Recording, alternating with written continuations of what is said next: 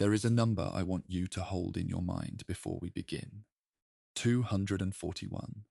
Not a remarkable number in most contexts, but in the spring and summer and autumn of 1941, on the Libyan coast, in a battered port town surrounded by desert and enemy wire, 241 was the number of days that a garrison of mostly Australian soldiers, alongside British, Polish, and Indian troops, looked at an army the rest of the world considered unstoppable and simply refused to move. I've been researching this story for longer than I planned. That happens sometimes when a campaign gets under your skin. What started as a chapter in a broader North Africa project became something I couldn't put down, couldn't simplify, couldn't reduce to the clean narrative that popular history usually demands. Because the Siege of Tobruk isn't a clean story. It's flies and limestone caves, and water rationed to barely a gallon and a half a day. It's sailors dying on night runs from Alexandria. It's Polish soldiers fighting for a country they couldn't go home to. It's a political argument conducted in government cables while men lived underground. It's anti-aircraft gunners learning their trade by doing it, under bombing, in the dark, getting better with every engagement. Because getting better was the only option that didn't involve dying. None of that fits neatly into a legend, and I'm not going to make it fit. I'm going to tell you what actually happened. Let me set the scene, because geography is everything in this story. Tobruk is a natural harbour on the northeastern coast of Libya, roughly 900 kilometers east of Tripoli, and several hundred kilometers west of Alexandria. In 1941, that position put it almost exactly in the center of the only viable military corridor in all of North Africa, a narrow coastal strip bounded on the south by vast sand seas and on the north by the Mediterranean, with a single paved highway, the Italian-built Via Balbia, running its length. Every army operating in this theatre was a slave to that road, and the only deep-water port on the entire eastern stretch of it was Tobruk. Deep water meant large ships. Large ships meant real supply tonnage. Real supply tonnage meant the difference between an army that could fight and an army that was walking. Whoever held Tobruk held the operational key to the entire desert campaign. Both sides knew it, and both sides were willing to pay almost any price to have it. In January of 1941, it had been the British and Australians who took it. The 6th Australian Division, cracking the Italian garrison's defences in under 48 hours as part of Operation Compass, one of the most stunning offensive campaigns of the entire war. By April, the situation had reversed completely. A new German force under a new general had arrived in Tripoli, driven the Allies back across hundreds of kilometers of Cyrenaica, and encircled the port. The general's name was Erwin Rommel. His force was called the Afrika Korps.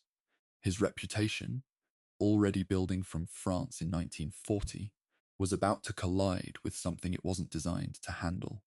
The 9th Australian Division had moved into the Italian fortifications. Their commander, Major General Leslie Morshead, had issued a standing order. There would be no withdrawal, not to a tighter line, not to a shorter perimeter. The battalions holding their sections of the wire would hold them, and if the enemy broke through, the local reserves would counterattack and close the breach. There was no retreat plan, because Morshead hadn't written one. What followed is one of the most extraordinary defensive operations in the entire Second World War, and it remains, in my view, one of the most underappreciated.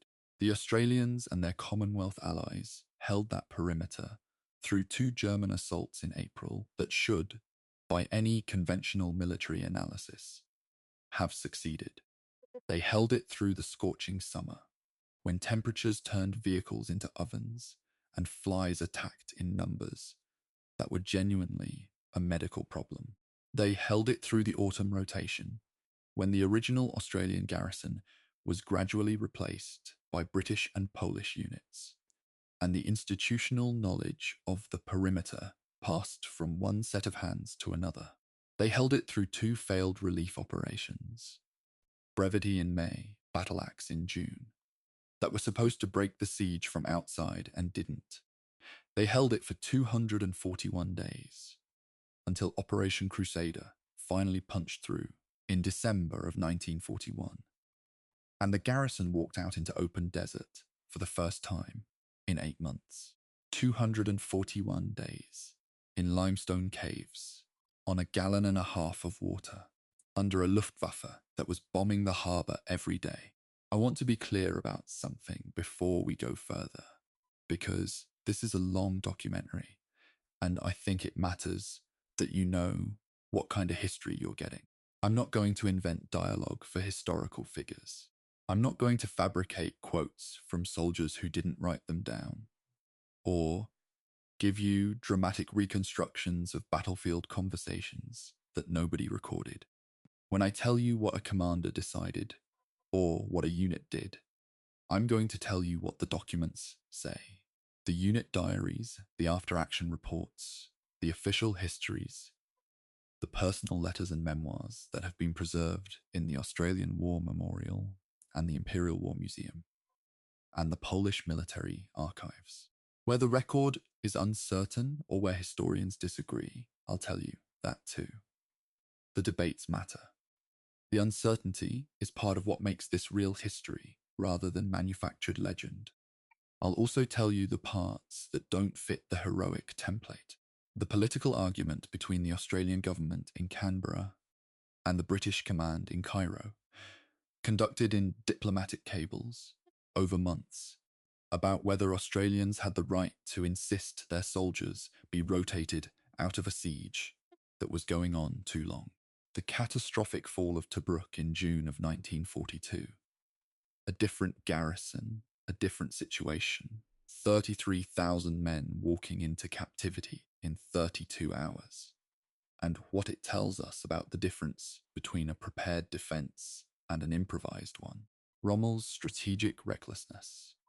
The genuine operational genius, combined with the impatience and logistical arrogance that would eventually destroy his campaign. The sailors who died on the Alexandria to Tobruk supply run, whose names don't appear in Anzac commemorations because they were Royal Navy, not Army, but whose ships kept the garrison alive through 8 months of bombing. All of it is part of the story. All of it is coming. This documentary has 15 chapters. We begin before the siege in the geography and the politics and the operational decisions that made Tobruk the fulcrum of the Desert War, and we end long after the wire was crossed in the memory of the siege. How it was carried home by the men who came through it. How it lives in the Australian national consciousness. How the Polish veterans returned to a country that the post-war settlement had put behind the Iron Curtain, and how a rusted stretch of wire in the Libyan desert still tells you something, if you know how to read it, about what human beings are capable of when they decide not to leave. Whether you're watching this as a serious piece of military history, or whether you've put it on because you want something calm and thorough and deeply researched to accompany the end of a long day. I'm glad you're here either way. This channel exists for people who want more than 10 minutes on a campaign that lasted 8 months, who want to understand not just what happened, but why it happened, and what it meant and what it cost, who are willing to sit with complexity rather than demanding a clean conclusion. The Siege of Tobruk will reward that kind of attention. It has rewarded mine over the months I've spent with it. I think it'll reward yours. Find somewhere comfortable. This is going to take a while. And sometime in the next few hours, when the facts have been laid down and the voices of the men who were there have been given their space, you'll understand why a 48-kilometer perimeter of Italian-built concrete in a Libyan port town mattered as much as it did. To the Desert War, to the people who fought there, and to the larger question of what happens when ordinary people in extraordinary circumstance decide, collectively and quietly, that they aren't going anywhere. Before we begin Chapter 1, if you find this kind of long-form, archive-grounded military history valuable, please consider subscribing. Hit the notification bell so you don't miss the chapters that follow. Share this with someone who'd spend an evening with a serious piece of history. Every subscriber keeps this project going, and this project exists because of people who want the full story, not the summary. Now, let's begin. Chapter 1. The port at the edge of everything. Before there was a siege, there was a geography lesson, and it's one worth paying attention to, because everything that follows depends on it. Tobruk is a natural harbour on the northeastern coast of Libya, in the region the Italians called Cyrenaica. It sits roughly 900 kilometers east of Tripoli and several hundred kilometers west of Alexandria in Egypt. In terms of the Western Desert Campaign, that put it almost exactly in the middle of the only viable operational corridor in North Africa. A narrow coastal strip bounded on the south by vast sand seas and on the north by the Mediterranean. The Via Balbia, the Italians' coastal highway, was the only paved road in the entire region. Whoever controlled the ports along that road controlled the campaign. Tobruk wasn't famous before 1941. It was a small, sun-bleached town, a modest Italian colonial settlement with a harbour that mattered for one very specific reason. It could take large ships. The Imperial War Museum's account puts it plainly. Tobruk was the only deep-water port in eastern Libya. What that meant in practice was that any army advancing eastward toward the Suez Canal, or any army defending Egypt from the west, needed Tobruk to keep itself supplied. Without it, supplies had to travel overland from Tripoli, a road journey of more than 1,000 kilometers across desert that devoured vehicles and fuel in equal measure. Every kilometer of that road was a liability. Tobruk was a shortcut, and shortcuts in a war built on logistics are worth more than almost anything else. The Italian garrison had understood this, which is why they'd spent years fortifying the place. The defensive works they built were substantial. A semicircular outer perimeter, roughly 48 kilometers long, anchored at both ends on the sea. Within it sat an inner anti-tank ditch, partially completed, with concrete strongpoints at intervals, barbed wire, and in places, booby traps. These weren't improvised fortifications. They were the product of deliberate military engineering, and the Allies would later be very grateful for them, in ways that the Italians certainly hadn't intended. The outer perimeter's positions were designed for forward observation, placed on the ridgelines and escarpments that give Tobruk its tactical character. When the Australians inherited these works, they understood almost immediately what they had. The British 13th Corps, under Lieutenant General Richard O'Connor, surrounded the town in January of 1941 as part of Operation Compass. The Allied campaign that had, in a matter of weeks, shattered the Italian 10th Army and driven it backward across Cyrenaica. On the night of the 20th of January, the Royal Navy bombarded the harbour defences. The monitor HMS Terror, under the command of Captain Hector Waller, led the bombardment while destroyers screened the approaches to prevent the Italian cruiser San Giorgio from attempting a breakout. At 7 o'clock the following morning, British artillery opened up, and the 2nd 3rd Australian Infantry Battalion attacked the perimeter. By evening, nearly half the Italian defences had fallen. By the following afternoon, General Pitassi Manella's garrison had surrendered.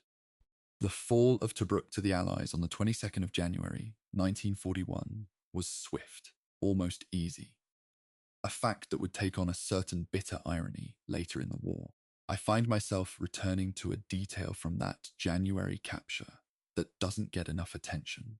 The Australian 6th Division led that assault, and they did it knowing almost nothing about what they were walking into.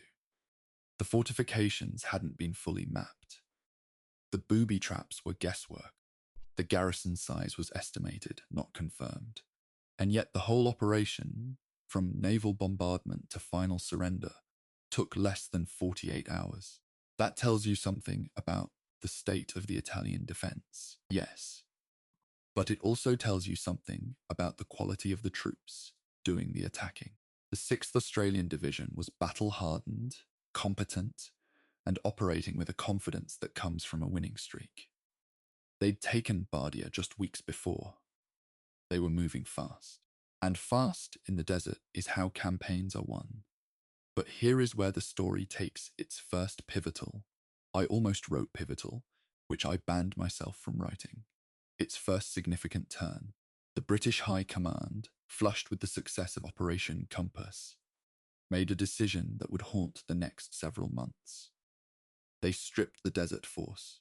Divisions were pulled out and sent to the Greek campaign and the Syria-Lebanon campaign. What remained in Cyrenaica was a skeleton. The 9th Australian Division and the British 2nd Armoured Division, the latter equipped largely with worn-out British tanks and captured Italian Fiat M1340s that were slow, unreliable, and frequently broke down. General Wavell and his staff in Cairo believed the Germans couldn't launch a significant offensive until May at the earliest. They were wrong. They were wrong by about 2 months. The German decision to intervene in Libya came from the top. Adolf Hitler, watching his Italian allies' forces collapse in North Africa, felt compelled to act. What the Führer sent was not immediately the massive reinforcement the Italians had hoped for, but it was something more dangerous than numbers. It was a commander. In February of 1941, a German force under General Lieutenant Erwin Rommel arrived in Tripoli as part of what Berlin called Operation Sunflower, Sonnenblume. Rommel's brief was officially to stabilize the front. What he did instead was advance. Within weeks of arriving, and against the express instructions of the German High Command, who wanted him to wait, he launched an offensive. By the time Berlin caught up with events on the ground, Rommel's columns had driven the Allies back across hundreds of kilometers of Cyrenaica. The retreat was chaotic in ways that the official histories tend to understate. The British 2nd Armoured Division, supposed to guard the desert flank, had run out of fuel after its tank regiment arrived with worn-out tracks, and the petrol dump at Missus had been destroyed to prevent capture. By early April, the 3rd Armoured Brigade had been reduced by losses and breakdowns to roughly 12 cruiser tanks, 20 light tanks, and 20 Italian tanks that nobody particularly trusted. General Neame received conflicting reports about his own unit's positions. On the 6th of April, O'Connor ordered a general withdrawal.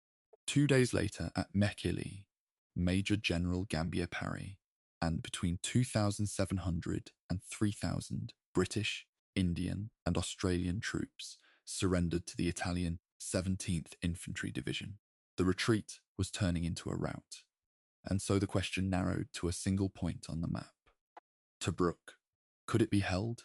On the 7th of April, as Rommel's columns raced eastward, the 9th Australian Division, -1 brigade that was still catching up, moved into position.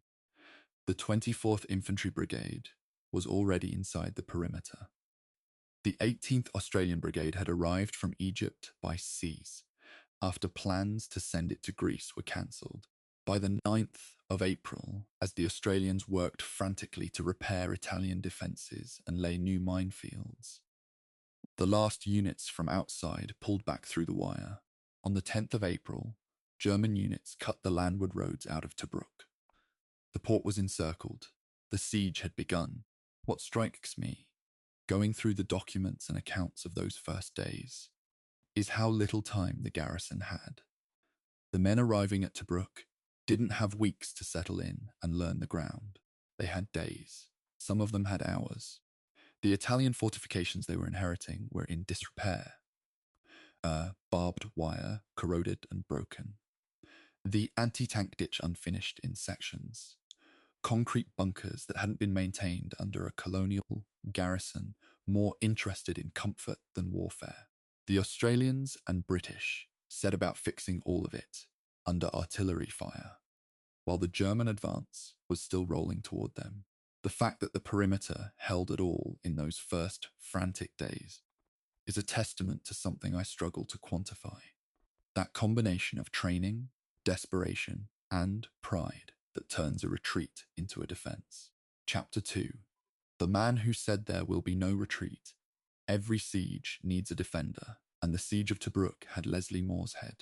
Let me spend some time with him, because he tends to get overshadowed in the popular memory of this campaign. Overshadowed partly by Rommel, whose legend grew in proportion to his difficulties, and partly by the collective mythology of the Rats of Tobruk, which tends to smooth over individual command decisions into a general story of group endurance. But Morshead wasn't a footnote. He was the reason the defense worked. Leslie James Morshead was a 48-year-old Australian officer in 1941, a veteran of the First World War at Gallipoli and on the Western Front, and, by peacetime employment, a managing director of the Orient Steam Navigation Company. There's something in that biography that matters. A man who had spent his adult life managing ships, routes, logistics, timing. Because that's exactly what the defense of Tobruk required. It wasn't about heroism in the dramatic sense. It was about organization. Which battalion covered which section of perimeter, how many reserves were kept where, how the minefields were positioned in relation to the anti-tank ditch, how patrols were rotated so men got enough sleep without the wire ever going unmonitored. Morshead understood all of that with the same systematic mind he'd applied to shipping routes. His standing order, the one that defined the entire character of the defense, was unambiguous. There would be no withdrawal. Not to a shorter line.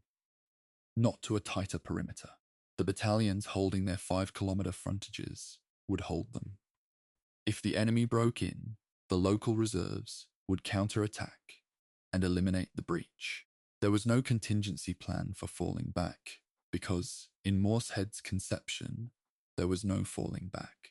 Historians of the North Africa campaign sometimes call this the active defense doctrine, and Morshead was one of its most rigorous practitioners. It meant that the garrison never sat passively behind its wire. It went out at night, constantly, aggressively, to remind the besieging force that the tables could be turned at any moment. The garrisons Morshead commanded was larger and more complex than the popular narrative usually suggests. Yes, the core was the 9th Australian Division, the 20th, 24th, and 26th Brigades, plus the 18th Brigade from the 7th Division. But alongside the Australians were 4 regiments of British artillery, British tank units from the 3rd Armoured Brigade Qatari, Indian troops, and the British 4th Anti-Aircraft Brigade with 16 heavy and 59 light guns.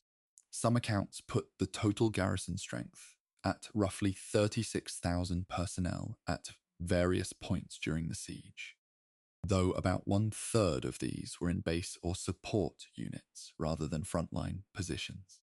The fighting strength in the line was considerably smaller. Understanding this helps explain why the frontage allocations were so stretched. Battalions holding 8 kilometers of perimeter simply couldn't have a man behind every meter of wire. The artillery component deserves special attention, because it was arguably more important to the defense than any single infantry battalion. The 4 25-pounder field gun regiments and the 2 anti-tank regiments gave Morshead a fire support capability that could concentrate rapidly on any threatened section of the perimeter. The 25-pounder was a remarkably versatile weapon. It could fire in the anti-tank role with solid shot, as well as providing conventional artillery support, and the Royal Artillery crews at Tobruk became expert at deploying it in both capacities. The anti-aircraft guns, meanwhile, were doing double duty, protecting the harbour from air attack, while also being available for direct fire against ground targets in extreme situations. It was a layered system of firepower, and Morshead used it aggressively from the first days of the siege. What Rommel didn't know, what he couldn't know from outside without good intelligence on the interior, was that the men inside Tobruk had also inherited and improved a double defensive line. There was the outer perimeter, the Italian ring of strong points with its anti-tank ditch, and there was a second line roughly 3 kilometers back from it that the garrison had been building and improving since the first days of April. This redundancy was crucial.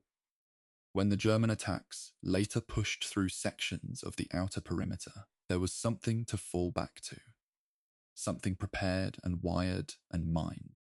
Without that second line, a single penetration of the outer ring could have unraveled the entire defense. With it, breakthroughs became salients, and salients could be contained.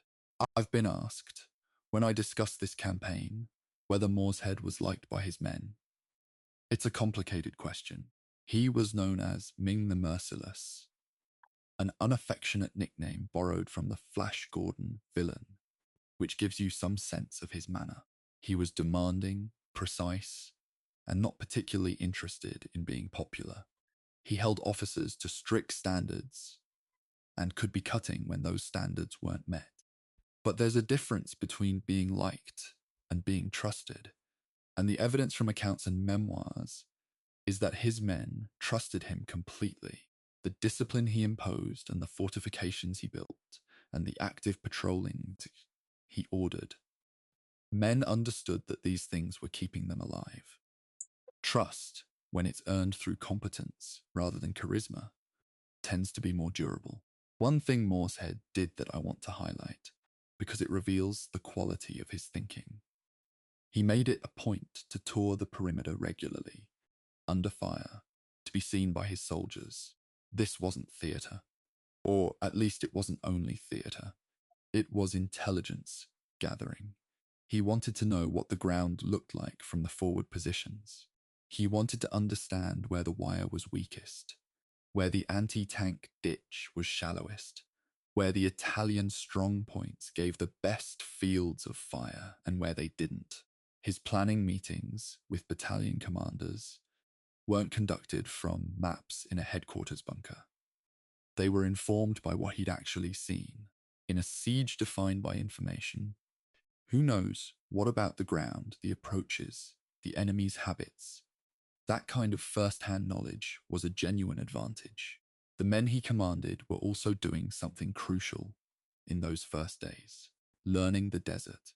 For many of the 9th Australian Division soldiers, this was their first extended period in a desert environment. The terrain around Tobruk, the stony plain, the ravines, the escarpments, the near-invisible tracks that required what veterans called desert sense to navigate, wasn't intuitive. It had to be learned. And it was learned fast, partly because it had to be, and partly because the patrol culture Morshead insisted on sent men out into that terrain every night. By the end of April, the Australians knew every fold in the ground between their wire and the German positions in a way that their attackers didn't.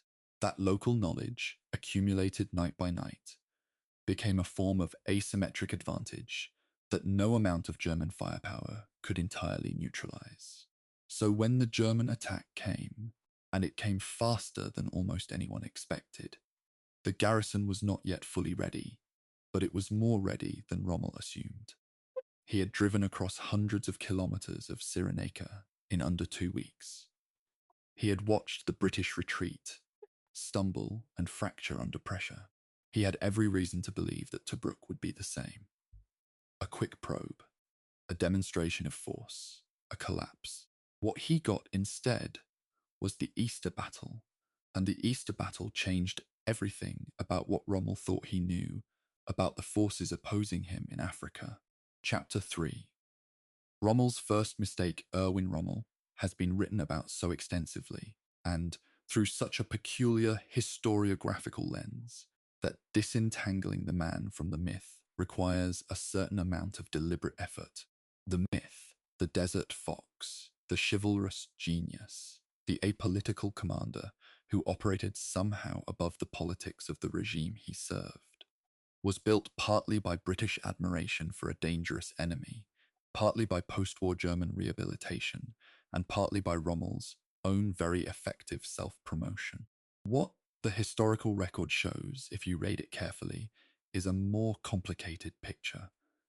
A genuinely gifted operational commander with a strong instinct for the moment, combined with a tendency toward impatience and a willingness to outrun his logistics that would eventually destroy him.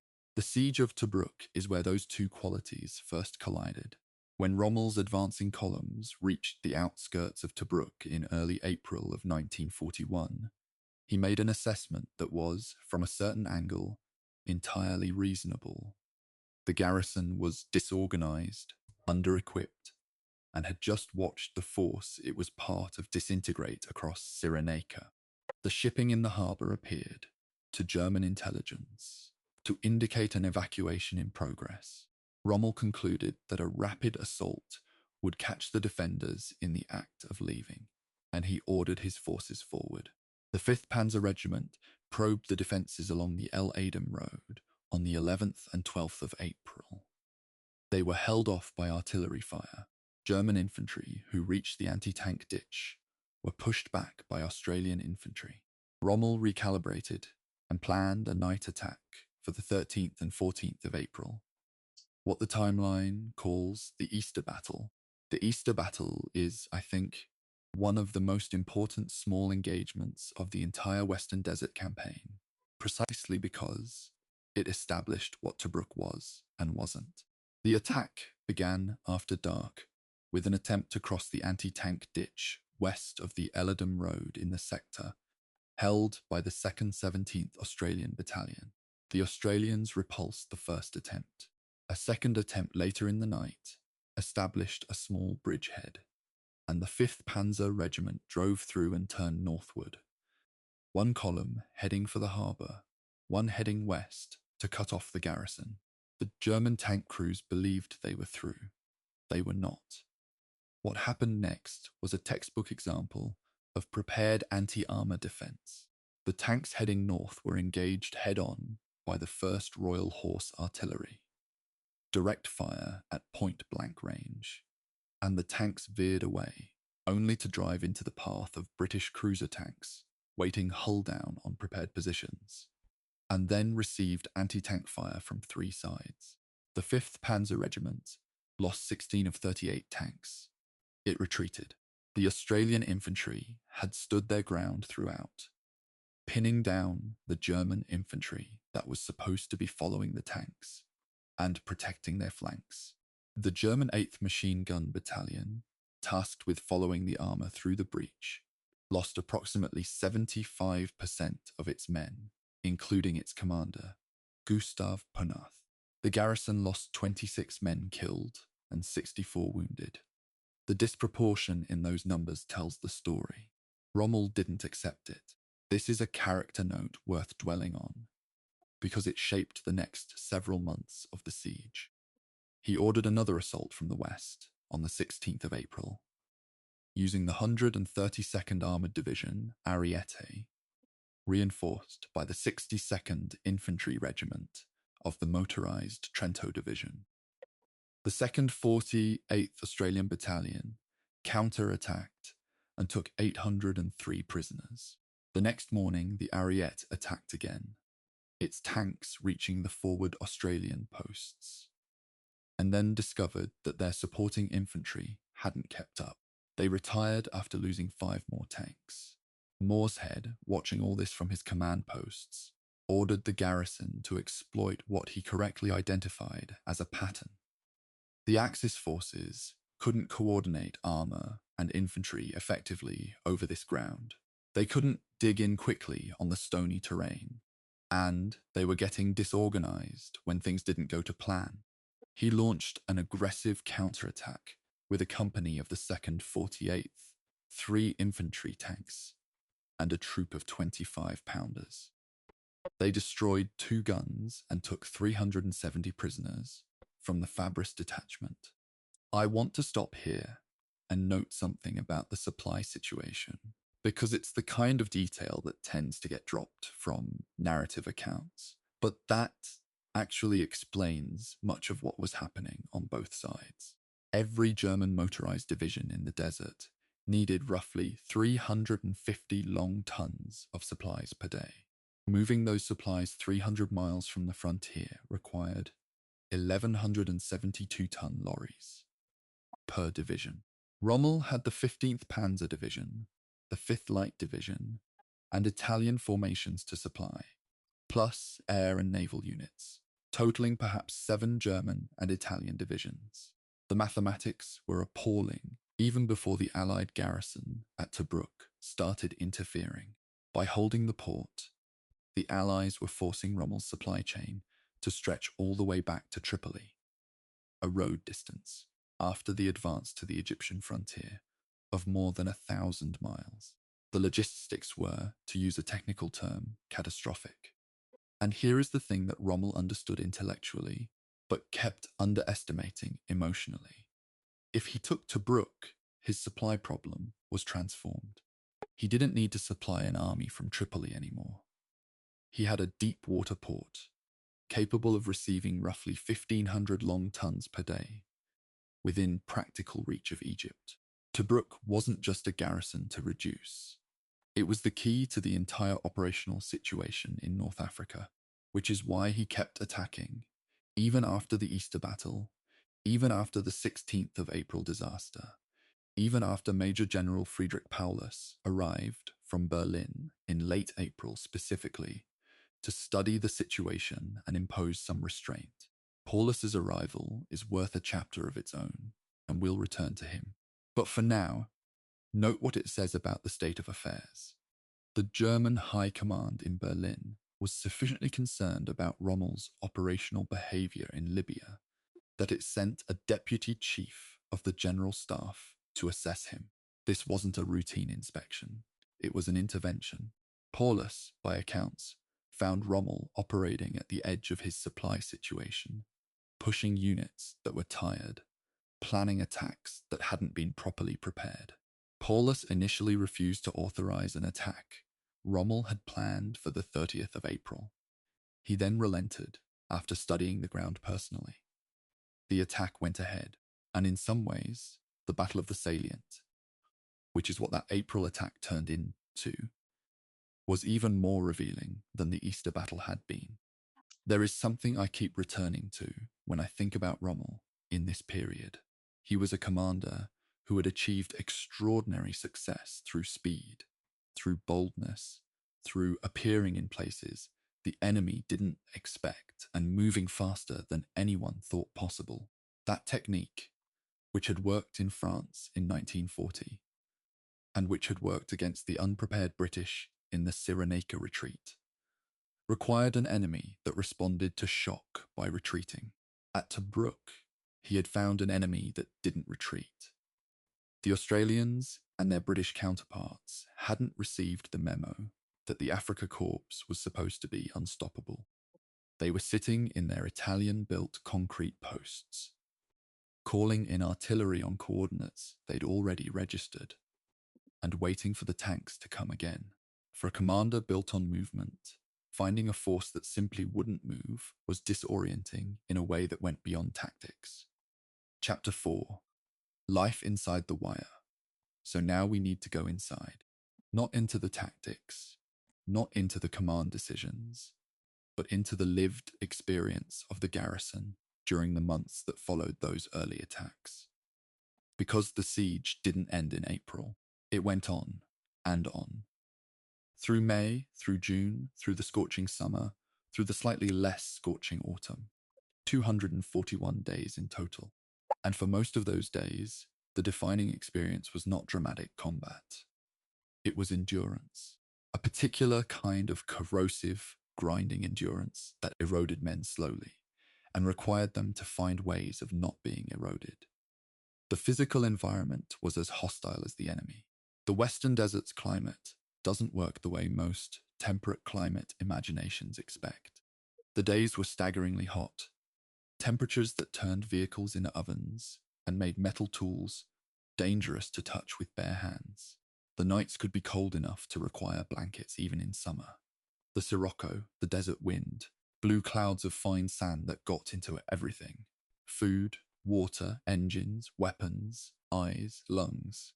German tank engine life in these conditions fell from 1,400 to 1,600 miles down to somewhere between 300 and 900 miles. British and Australian equipment suffered similarly. Everything mechanical in the desert died faster than the manuals said it should, and maintaining it under constant air and artillery bombardment required a particular kind of focused, stubborn professionalism. The garrison lived underground for the most part. Caves and dugouts carved from the limestone rock. The shelters were functional rather than comfortable. Tight spaces where men could sleep in something approaching safety from the artillery that came in throughout the day. The Australian War Memorial's records describe them sitting in dugouts, caves, and crevasses. Language that conjures something closer to burrowing than to soldiering in any conventional sense. Above ground during daylight hours, movement attracted fire. The observation posts around the perimeter had German eyes on them during the day, and any vehicle moving in the open was a target for Axis artillery or the Luftwaffe's dive bombers. So the garrison developed a rhythm: underground in daylight, active at night. The flies were, by almost universal testimony, extraordinary. The desert around Tobruk was home to scorpions, vipers, and flies in numbers that went well beyond inconvenience into something approaching psychological assault. They got into rations, into water containers, into wounds. The rate of illness from gastrointestinal disease was significant throughout the siege, driven by contaminated water and fly-borne infection. Medical facilities inside the perimeter were stretched. The garrison had suffered roughly 3,000 Australian casualties alone by the end of the siege, killed, wounded, or taken prisoner. And the British and other Commonwealth components added to that total. Running a field hospital under regular artillery and air attack in the desert heat without reliable resupply was one of the less glamorized difficulties of Tobruk. And the water. I keep coming back to the water because it was the governing constraint of almost every decision made inside that perimeter. Tobruk had cisterns, and there were springs, but the supply was finite, and the garrison numbered in the tens of thousands. Fresh water was rationed strictly. Men drank less than they needed, and washed almost not at all. The taste of the water that was available was, by multiple accounts, poor, brackish, mineral-heavy, tinged by the metal of containers that had been sitting in desert heat. Some units went days without resupply, relying on whatever they could save from their rations. Dehydration, on top of the heat, on top of the flies, on top of the constant noise and pressure of bombardment. It created a baseline physical misery that's easy to state and hard to fully comprehend. The Royal Navy was keeping the garrison alive. Between the 11th of April and the 10th of December, 47,280 men were taken out of Tobruk by sea. 34,113 were brought in, and 33,946 long tons of stores were delivered. Those numbers represent an extraordinary logistical achievement under fire, because the route into Tobruk was not safe. The Luftwaffe and the Regia Aeronautica were trying to sever the sea link throughout the siege. Ships were sunk. In April alone, HMS Chakla, Draco, Bankura, and Urania were lost to Axis aircraft. The gunboat Ladybird was sunk in shallow water, but continued fighting. Her 3-inch deck guns still usable as she sat on the harbour bottom. The hospital ship Kapara was damaged in early May. 34 ships were sunk and 33 damaged over the entire siege. The Navy kept coming anyway. The air situation was, if anything, grimmer. German Fliegerkorps X had sent between 150 and 200 aircraft to Libya from Sicily in February of 1941, and they flew frequent dive bomber sorties by day and medium bomber raids both day and night, on the harbour, the buildings, the anti-aircraft sites, and the airfields inside the perimeter. The RAF's capacity to contest this was limited and diminishing. Hurricanes of 73 and 270 squadrons fought as long as they could, but by late April, 73 Squadron had been reduced to 5 operational aircraft with, in Air Commodore Raymond Collishaw's words, very tired pilots. By the 25th of April, they'd been withdrawn. Fighter cover over Tobruk, after that, could only be maintained at intervals by the last 14 Hurricanes left in the desert. The anti-aircraft gunners, 88 guns of various calibers, were, for extended periods, the primary air defense of the entire garrison. Those gunners developed tactics that are worth noting because they show how quickly men adapted under pressure. The initial practice of a sustained barrage at a fixed altitude proved ineffective against the Ju-87 Stoker. The dive bomber could simply fly down the side of the barrage and slide in underneath, so they changed.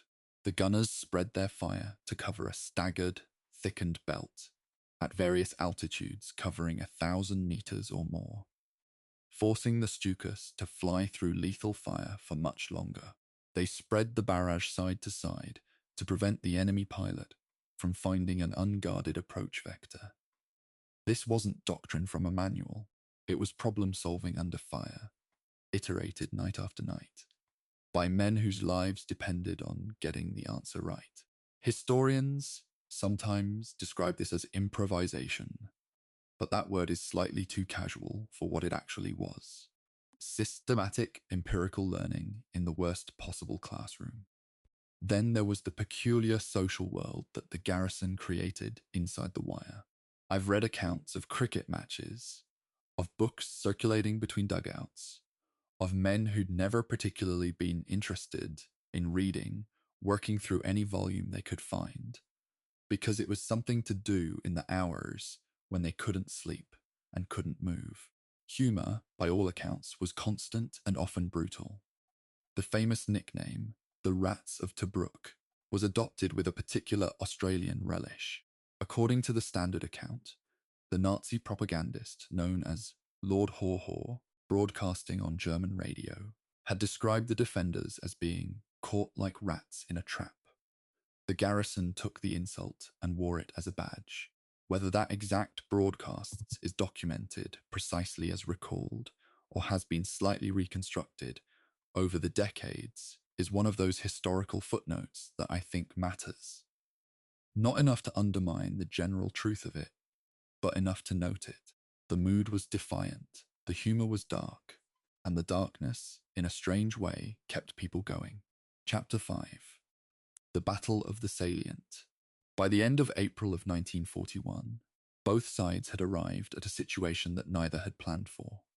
Rommel hadn't taken Tobruk, the garrison hadn't been relieved, and the senior commanders on both sides were preparing for what both sides understood would be a much more deliberate, better prepared assault than the opportunistic attacks of the previous 3 weeks. On the Axis side, the planning centred on the southwest section of the perimeter, in the area of a modest geographical feature called Ras El Medawar. On the Allied side, Morshead knew the attack was coming. The bombing and artillery fire intensifying on the 29th of April had told him as much, and he was watching. The Ras El Medawar feature wasn't dramatic terrain. It was a small hill, a slight rise in the generally flat ground southwest of the port, but slight rises in the desert matter disproportionately because they offer observation. Whoever held Ras El Medawar could see into the defences behind it. Rommel wanted it and had identified the area around it as the weakest section of the Australian 26th Brigade's line. The plan for the 30th of April was for the 5th Light Division and the 15th Panzer Division, the latter only recently arrived in Africa, to break in on either side of Ras El Medawar, with the Italian Air Ariete Division and the 27th Infantry Division Brescia rolling up the flanks once the breach was made. German infantry would then push toward Fort Pilestrino to test whether the attack could continue to the harbour. Major General Friedrich Paulus, who'd been sent from Berlin to assess Rommel's situation, was present. He'd initially refused to allow the attack until he'd studied the ground himself. He then authorized it, which tells you something about what he found when he looked. Either the ground seemed more promising than it had appeared on maps, or the pressure from Rommel was sufficient to overcome his hesitation, or both. What happened next was one of those night battles that's almost impossible to fully reconstruct, because almost everyone involved was confused for most of it. The Germans made a small bridgehead as planned, but several Australian posts held out and didn't break. The reconnaissance parties that were supposed to go forward vanished. The Italian troops couldn't reach their objectives. The night passed in what the Wikipedia record charitably calls confused fighting. The next morning brought a thick mist, a morning fog that turned the desert into a place of blind movement. German tanks from the 15th Panzer Division moved eastward instead of southeast and drove into a newly planted minefield, where they were engaged by anti-tank guns and repulsed. Other tanks tried to drive north, but were stopped by anti-tank fire. No German reserves were left. The most advanced troops were tired and isolated in a sandstorm, south of a ravine called Wadi Giaida. Paulus looked at the situation and judged that the attack had failed. Rommel, unwilling to accept this, decided to attack on the right to widen the breach. The Australian 2nd 48th Battalion counterattacked Ras El Medwar itself in the evening, but met determined resistance and was repulsed. So both sides had failed to destroy the other's position on the 1st of May. What the Axis attack had actually achieved was a salient, a protrusion into the outer perimeter 3 miles wide and 2 miles deep at its maximum, which captured slightly higher ground useful as a jumping-off position. It came at a cost of 650 German and 500 Italian casualties. The defensive cost to the garrison was smaller, but not trivial, and the salient itself became a feature that both sides would spend the next weeks trying to exploit or contain, with the Australians conducting raids and the Germans trying to stabilize and deepen their foothold. The 7th Battalion of the Italian 8th Bersaglieri Regiment, part of the Ariete Division, had captured most of the Australian positions that were taken during the battle, a fact that historians sometimes note because it complicates the narrative that casts the Italians in the Western Desert Campaign as uniformly ineffective. Paulus left Libya in early May with a report that had the ring of genuine strategic clarity. He told Berlin that sea communications between Italy and Libya needed to be reinforced. He specified that air and anti-aircraft units sent to Libya should be German rather than Italian. He ranked the army's needs in explicit order: ammunition, fuel, and food first, then more vehicles, and only then more men, with medium artillery and anti-tank gun crews being the priority among any additional personnel. This wasn't a victory dispatch. It was a diagnosis of a system under severe strain, produced by a senior officer who had arrived as a skeptic and left somewhat more sympathetic to Rommel's difficulties, while still believing that the basic operational situation required consolidation rather than further advance. The garrison at Tobruk, meanwhile, had demonstrated something important enough that it was being studied in Allied headquarters from Cairo to London. The combination of an active patrolling doctrine, layered defensive works, and concentrated artillery could hold a perimeter against armoured attack, even against some of the best armoured formations Germany had deployed. The defeat of the Easter Battle and the containment of the salient battle became, in the ongoing argument about how to fight the Desert War, important data points. But data points don't relieve sieges. And by May, the question was no longer whether Tobruk could hold. The garrison had answered that. The question was how and when it could be relieved. I want to sit with something here, because I think it gets lost between the tactical narratives. The men fighting in the Battle of the Salient at the end of April and beginning of May had already been under siege for 3 weeks. 3 weeks of irregular sleep, of poor water, of constant noise, of the particular anxiety of not knowing what's happening 200 meters beyond your wire at night. When the order came to counter-attack Ras El Medawar on the 3rd of May, a night attack with 2 battalions that lost coordination in the dark and had to be ended before daybreak caught the men in the open. Those soldiers were not fresh.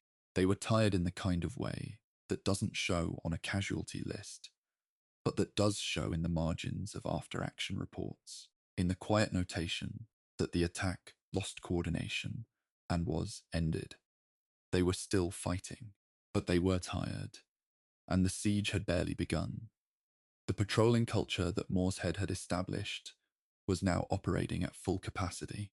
Night after night, small groups of men, from 6 to 40, depending on the mission, went out through gaps in the wire and across the anti-tank ditch to probe German and Italian positions. Some were intelligence-gathering patrols, tasked with locating new enemy posts and assessing defensive work. Some were raiding parties with specific objectives: a mortar position, an ammunition dump, a section of wire to cut. The men doing these patrols were learning the ground between the perimeters in the way that farmers learn their fields, by moving over it repeatedly in the dark, by remembering where the ground dropped and where it rose, by learning which rocks looked similar to other rocks and how to tell them apart. This accumulated knowledge would matter in ways that nobody could fully predict when the patrols were being planned. Chapter 6. The relief that didn't come in May of 1941, the British command in Egypt was under pressure from 2 directions simultaneously. From Tobruk, where the garrison was holding but couldn't hold forever, and from London, where Winston Churchill was watching the desert closely and pressing for an offensive. The result was Operation Brevity, a limited attack on the 15th and 16th of May, designed to inflict damage on Axis forces around the Egyptian frontier and secure positions for a larger offensive that would eventually relieve Tobruk. Brevity was small in conception: a tank infantry force in 3 columns attacking the Halfaya Pass, Birware, Musaid, and Fort Capuzzo. Brevity achieved some early success. The 3 columns seized the top of the Halfaya Pass, Birwire, and Musaid, and pressed on to take Fort Capuzzo. But the gains unraveled quickly. German counterattacks recovered Musaid. The coast group eventually took the foot of the pass, but then retreated the next day against further German pressure, leaving almost everything in German hands except the Halfaya Pass itself. On the 26th of May, a German operation called Scorpion attacked the pass and ejected the Allied force that was holding it. Operation Brevity had cost the Allies 206 casualties, 5 tanks destroyed and 13 damaged. German casualties were 258 men, 3 tanks destroyed. Italian casualties were 395, of whom 347 were prisoners. Brevity had failed. The garrison at Tobruk was still inside the wire. The larger operation, Operation Battleaxe, was supposed to be different. It had been planned for weeks. It had been reinforced by the arrival of the Tiger convoy in mid-May, which brought 238 tanks and 43 aircraft to Alexandria, despite losing 1 ship to Axis action. The 7th Armoured Division, re-equipped with the convoy's tanks, was to guard the southern flank, while infantry attacked around Bardia, Sollum, Halfaya, and Capuzzo. The Tobruk garrison was to stand by but not sortie until 13th Corps drew close enough to link up. It was designed as a pincer: external pressure from Egypt, internal pressure from the garrison, that would trap the Afrika Korps between 2 forces. Battle Axe launched on the 15th of June, 1941. It lasted 3 days. The Halfaya Pass attack failed outright. Point 206 was captured. Only one of 3 attacks on Hafid Ridge succeeded. The German 88mm guns, which many British commanders still hadn't fully adapted to countering, were devastating to British armoured formations in the open. The British 7th Armoured Brigade lost half its tanks on the first day. General Wavell, reviewing the situation, called off the offensive on the 17th. Churchill, furious, relieved Wavell of command and replaced him with General Claude Auchinleck. Battle Axe had failed completely. The garrison at Tobruk was still inside the wire, and now there was no relief operation anywhere on the horizon.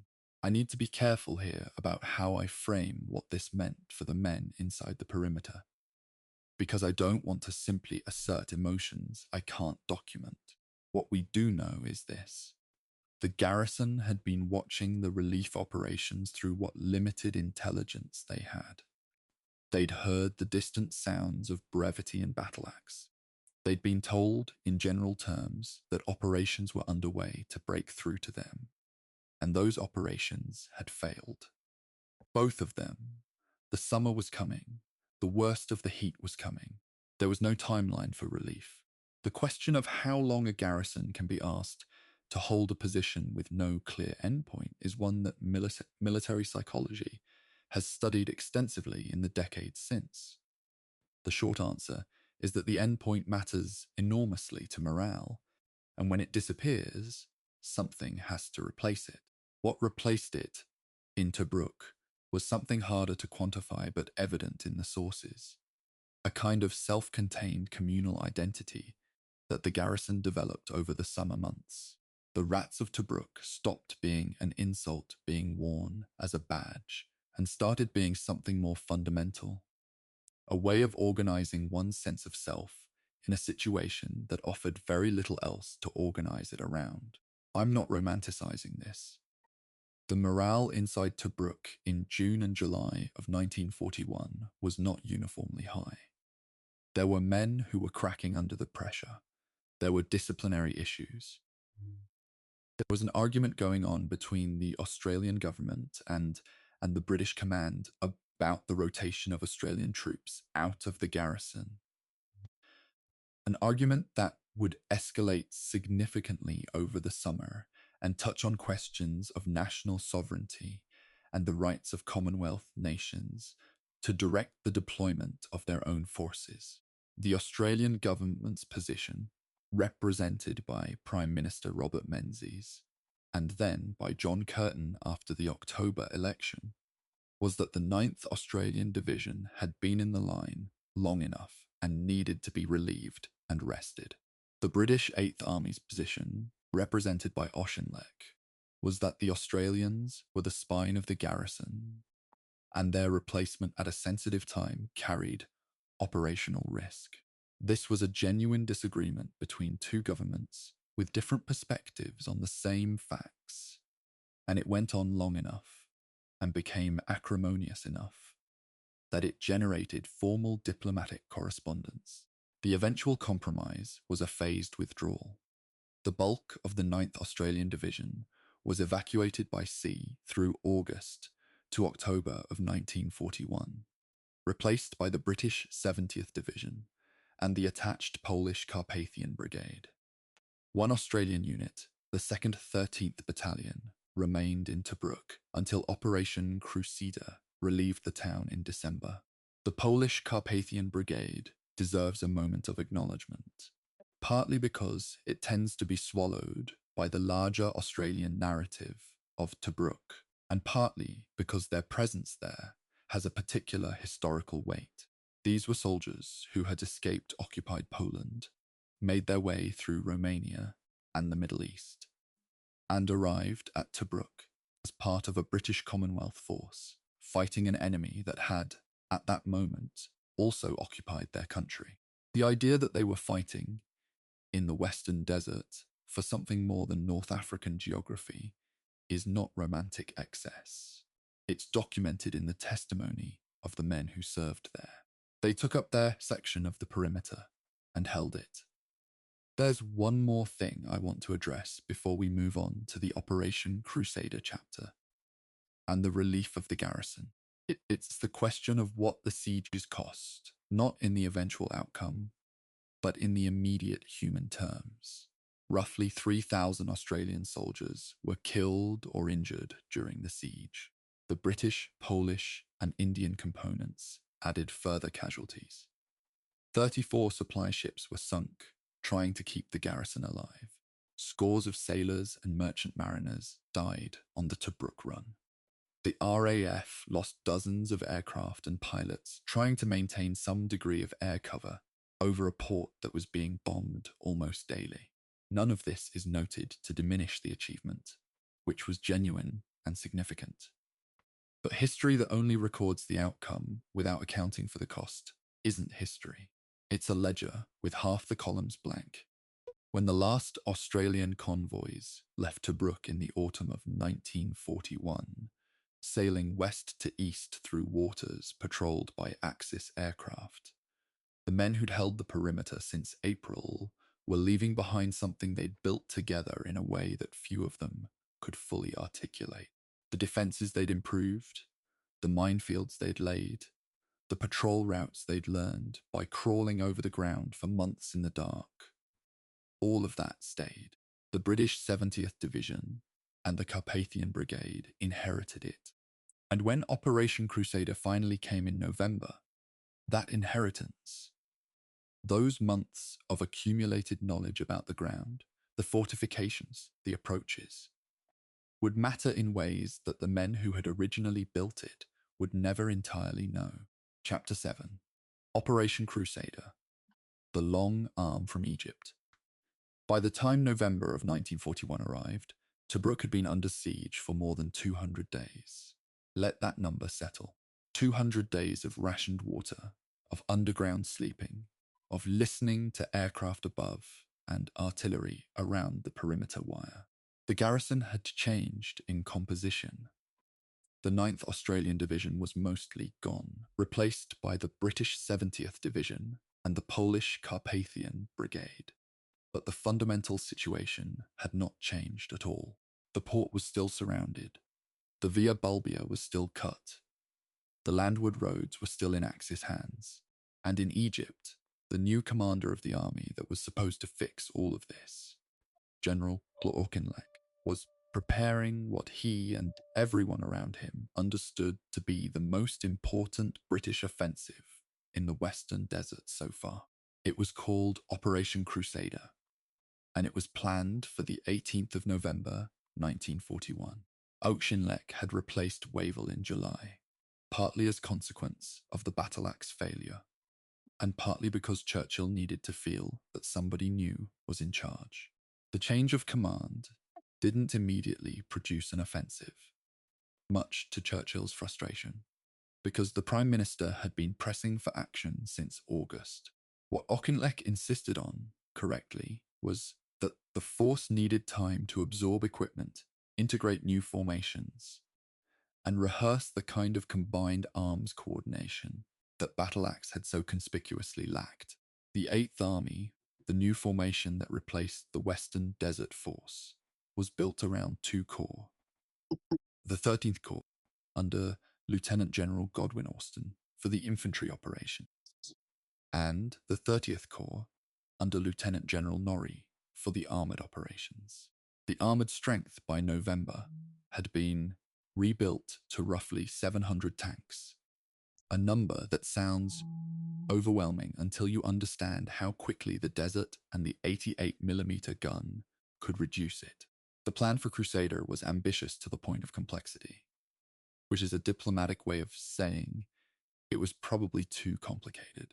The 30th Corps, with its armoured formations, was to drive around the southern desert flank and swing north to find and destroy the Afrika Korps armour in open battle, on the theory that destroying Rommel's tanks was the prerequisite for everything else. Simultaneously, the 13th Corps would pin the Axis frontier defences at Halfaya, Bardia, and Sollum so they couldn't interfere. and the Tobruk garrison, on a signal from 8th Army, was to break out from the southwest, from the salient area, where the fighting had been heaviest since April, and drive toward a rendezvous point southeast of El Duda. The two forces would then link up, the perimeter would be broken, and the siege would be over. On paper, it was elegant. In practice, the desert had a talent for turning elegant plans into improvised catastrophes.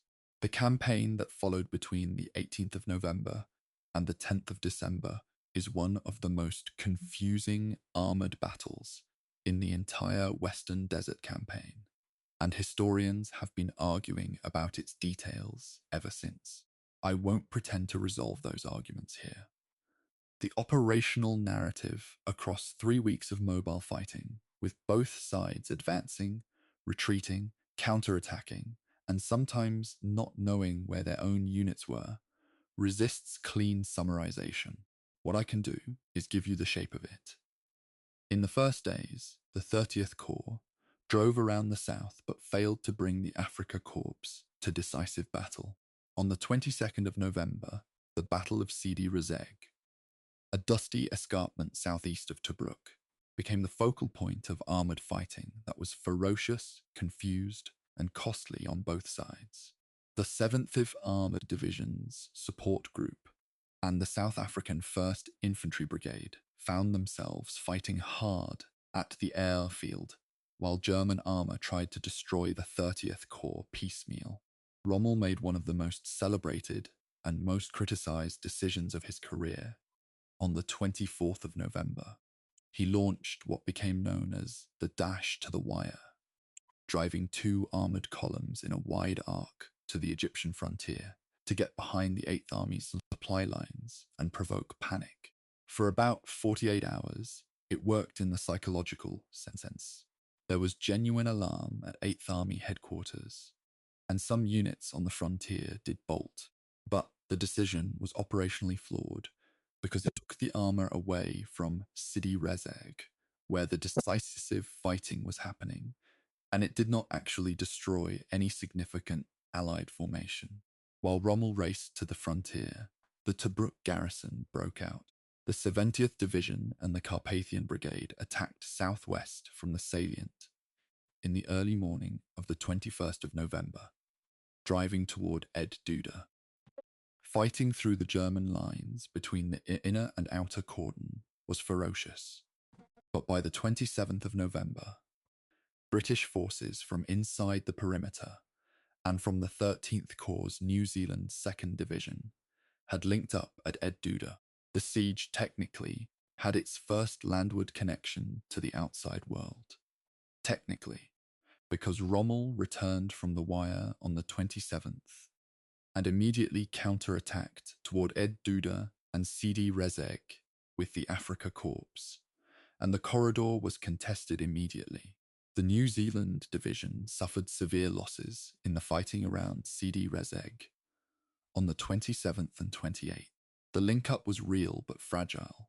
Men could move through it, supplies could trickle in, but it wasn't a secure line by any definition. The garrison and the relief force were like 2 fingers of a hand reaching toward each other and just barely touching, while someone was trying to force them apart. What saved the situation was Auchinleck himself, who drove to the front on the 26th, assessed the state of 8th Army, and made a decision of considerable personal courage. He relieved Lieutenant General Cunningham, who commanded the 8th Army, and replaced him with his own Deputy Chief of Staff, Major General Neil Ritchie. The offensive would continue. There would be no retreat to the frontier. The character of the fighting in those 2 weeks was such that individual unit accounts are almost impossible to reconcile into a coherent larger narrative, which is the honest historian's way of admitting that it was chaotic beyond normal military chaos. The New Zealand division, which had been the hinge of the entire Southern relief operation, had been reduced to roughly 3/5 of its fighting strength by the end of the first week. The South African 1st Infantry Division had suffered significantly at Sidi Rezegh, British armour had been burned through at a rate that alarmed the 8th Army's planning staff, and yet the Axis forces were suffering too. The Africa Corps had started Crusader with roughly 320 operational tanks and was down to barely 50 by the 10th of December. The Italian armour fared similarly. The Germans could repair and recover tanks from the battlefield faster than the British could. But at 50 tanks, there wasn't enough left to hold a front. On the 7th of December, Rommel ordered the withdrawal from the Tobruk perimeter. The encircling force that had held the outer ring since April was pulling back. Within days, the garrison's patrols found that the positions opposite them were empty. The wire was undefended. The German artillery positions were abandoned. The characteristic sounds and smells of the besieging force were gone.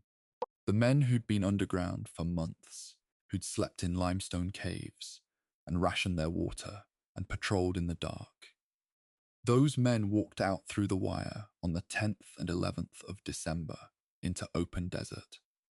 That, for the first time in 241 days, didn't have an enemy waiting in it. That particular combination of anticlimax and relief is documented in several accounts from the period, and I believe it completely. After that long underground, the open desert probably felt less like liberation than like exposure. The siege had lasted from the 11th of April to the 10th of December, 1941. 241 days. The defenders had repulsed multiple major assaults. They had endured continuous air and artillery bombardment. They had maintained a port under fire that served as a lifeline and a logistical nail in Rommel's supply chain simultaneously. 34 supply ships were sunk on the Tobruk run. Roughly 3,000 Australian soldiers alone had been killed, wounded, or captured. The British, Polish, and other Commonwealth casualties added substantially to that, and Rommel had never taken the town.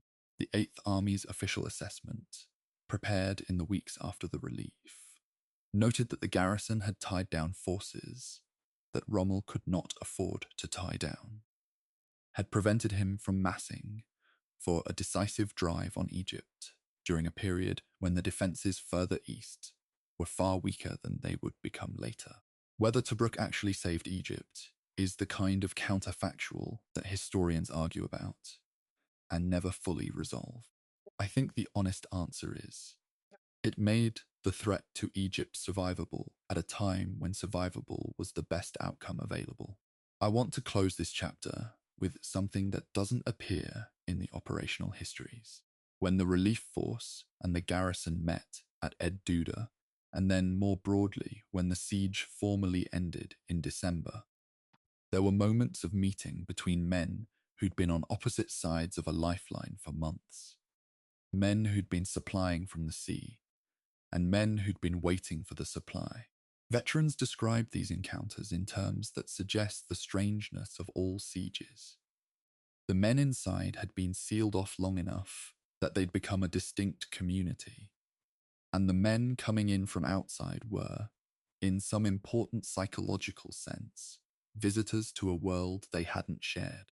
The desert doesn't produce sentimentality, but it does produce a kind of wordless recognition between men who've endured something together, and the accounts of those first meetings have that quality: brief, quiet, and lasting. Chapter 8. What the rat has. Carried home, the end of the siege didn't mean the end of the war, and for most of the men who'd been inside Tobruk's wire for any significant period of 1941, the relief was not a conclusion. It was a transition. The 9th Australian Division, which had left the perimeter in stages through August to October, was already elsewhere by December. Most of its men had been shipped to Syria or were in rest and refit. The British 70th Division walked out of Tobruk in December into an 8th Army that was still advancing. Rommel's forces were withdrawing westward across Cyrenaica, and for a few weeks in late 1941 and early 1942, it looked as though the whole pattern of the Desert War might be tilting decisively in the Allies' favour. it wasn't. I want to use this chapter to slow down the operational narrative and pay attention to what the men who were in the siege took away from it. Not in the sense of lessons learned as they appear in staff college papers, but in the more human sense of what experience in a prolonged siege does to people. The historiography here is thinner than the operational history because diaries and letters written under censorship during the siege tend toward the practical and away from the emotional. And the memoirs that came later were written with the knowledge of how the war ended. But there are fragments, the occasional candid letter, the more honest regimental histories, the official psychiatrist reports that give you something to work with. The rate of what the Second World War's military medical system called neuropsychiatric casualties in the Western Desert was a subject of genuine concern to British Army Medical Command. These were men who couldn't continue fighting, not because of physical wounds, but because of what extended combat stress had done to them. The rate in the desert was not the highest of any theatre. The Pacific, for reasons relating to climate, isolation, and the particular character of the fighting there, generated higher rates in some formations. But it was significant, and it increased over the duration of operations. The Australian Army's medical services produced reports in 1941 and 1942, noting that the distinctive features of desert warfare, the isolation, the monotony, alternating with acute danger, the poor sleep, the inadequate food and water, created conditions that were psychologically wearing in ways different from the intense but relatively brief engagements of other theatres. For many of the Australians, leaving Tobruk was also the beginning of a much longer journey home, or, more precisely, the beginning of the argument about whether they should go home. Australia in late 1941 was a country that had just been electrified by the entry of Japan into the war, with the attack on Pearl Harbor on the 7th and 8th of December 1941 occurring in the Pacific time zone, just as Operation Crusader was completing the relief of Tobruk. The fall of Malaya and then Singapore in February of 1942 transformed the strategic situation for Australia completely.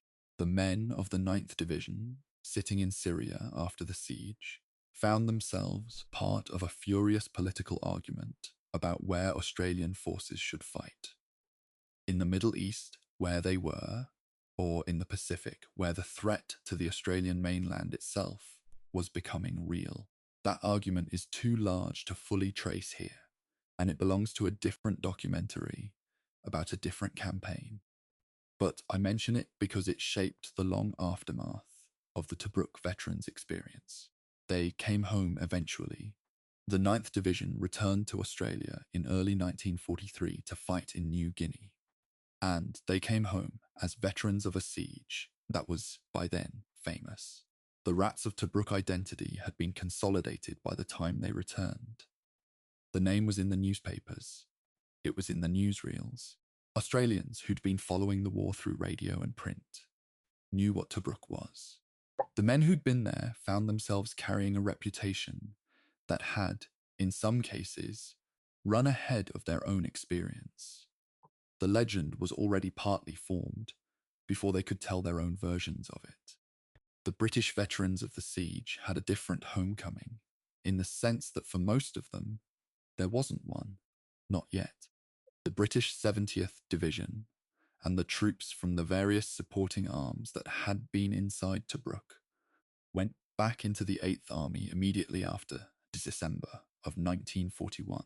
They fought through the Cyrenaica advance, then through the chaos of Rommel's counteroffensive in January and February of 1942, which drove the 8th Army back to the Gazala line and set up the catastrophic events of the summer of 1942. Some of the men who'd held Tobruk in 41 would be back in the same general area within a year, this time on the wrong side of the wire. The Polish Carpathian Brigade returned to the Middle East after the relief. and continued service as part of the British Eighth Army, eventually fighting at the Battle of Gazala and then being withdrawn to the Levant. The Carpathian Rifle Division, as it was eventually expanded, would go on to fight at Monte Cassino in 1944, one of the costliest battles of the Italian campaign, where the Polish soldiers' assault on the monastery hill is remembered in Poland as a national act of sacrifice. The thread connecting Tobruk to Cassino through the Carpathian Formation is one of the lesser-known continuities of the Second World War's Western campaigns. And it's the kind of thread that you only see when you follow specific units through time, rather than jumping between operational narratives. What the veterans of all nationalities carried, in the ways that can't be weighed or measured, was the particular knowledge that they'd been there, not there in the general wartime sense. Most men in the Second World War were there somewhere, but there in a specific place, surrounded, for a specific and defined period, and that they'd held it. There's a type of experience that creates a community which outsiders can respect, but never fully enter, and the Tobruk garrison is one of the clearest examples of it in the Western Desert War. Men who served there would recognize each other decades later at reunions in ways that went beyond nostalgia.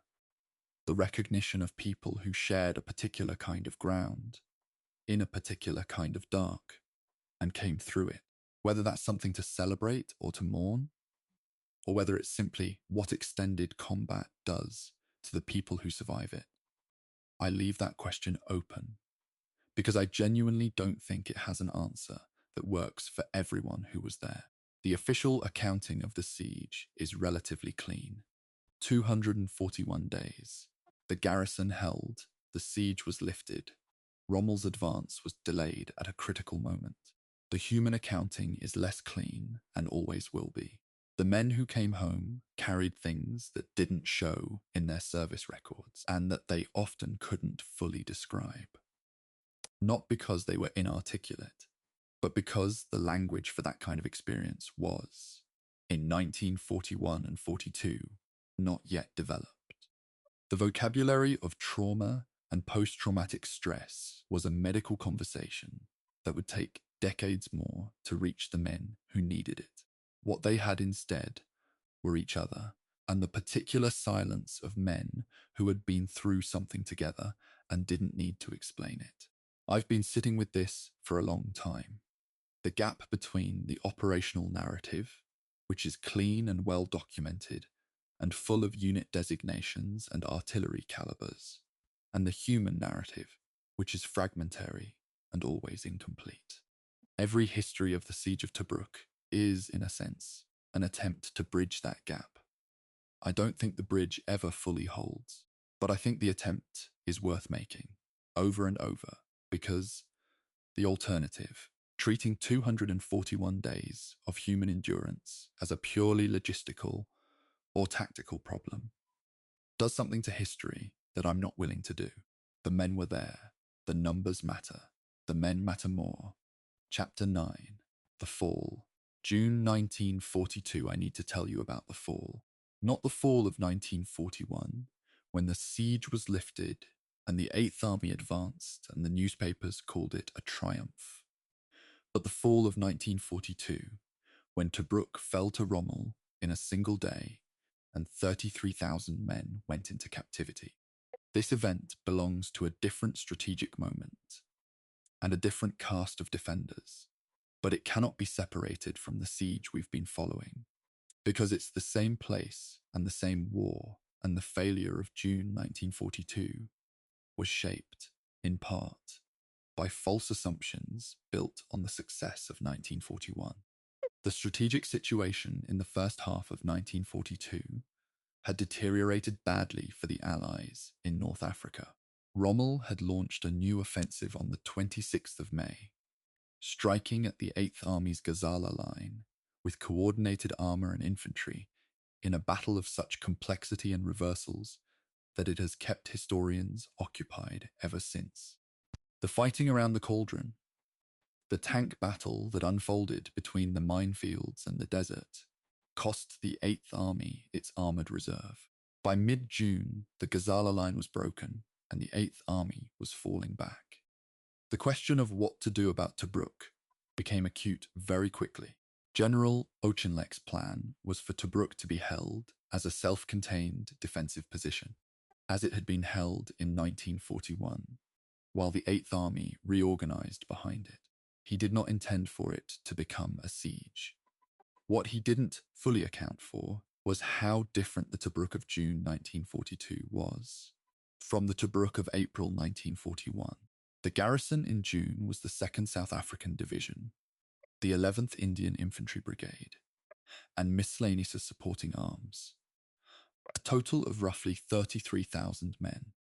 They were not the garrison that had spent months learning the perimeter, running patrols, improving the wire, registering artillery targets. They'd arrived recently in a hurry as part of a confused retreat from Gazala.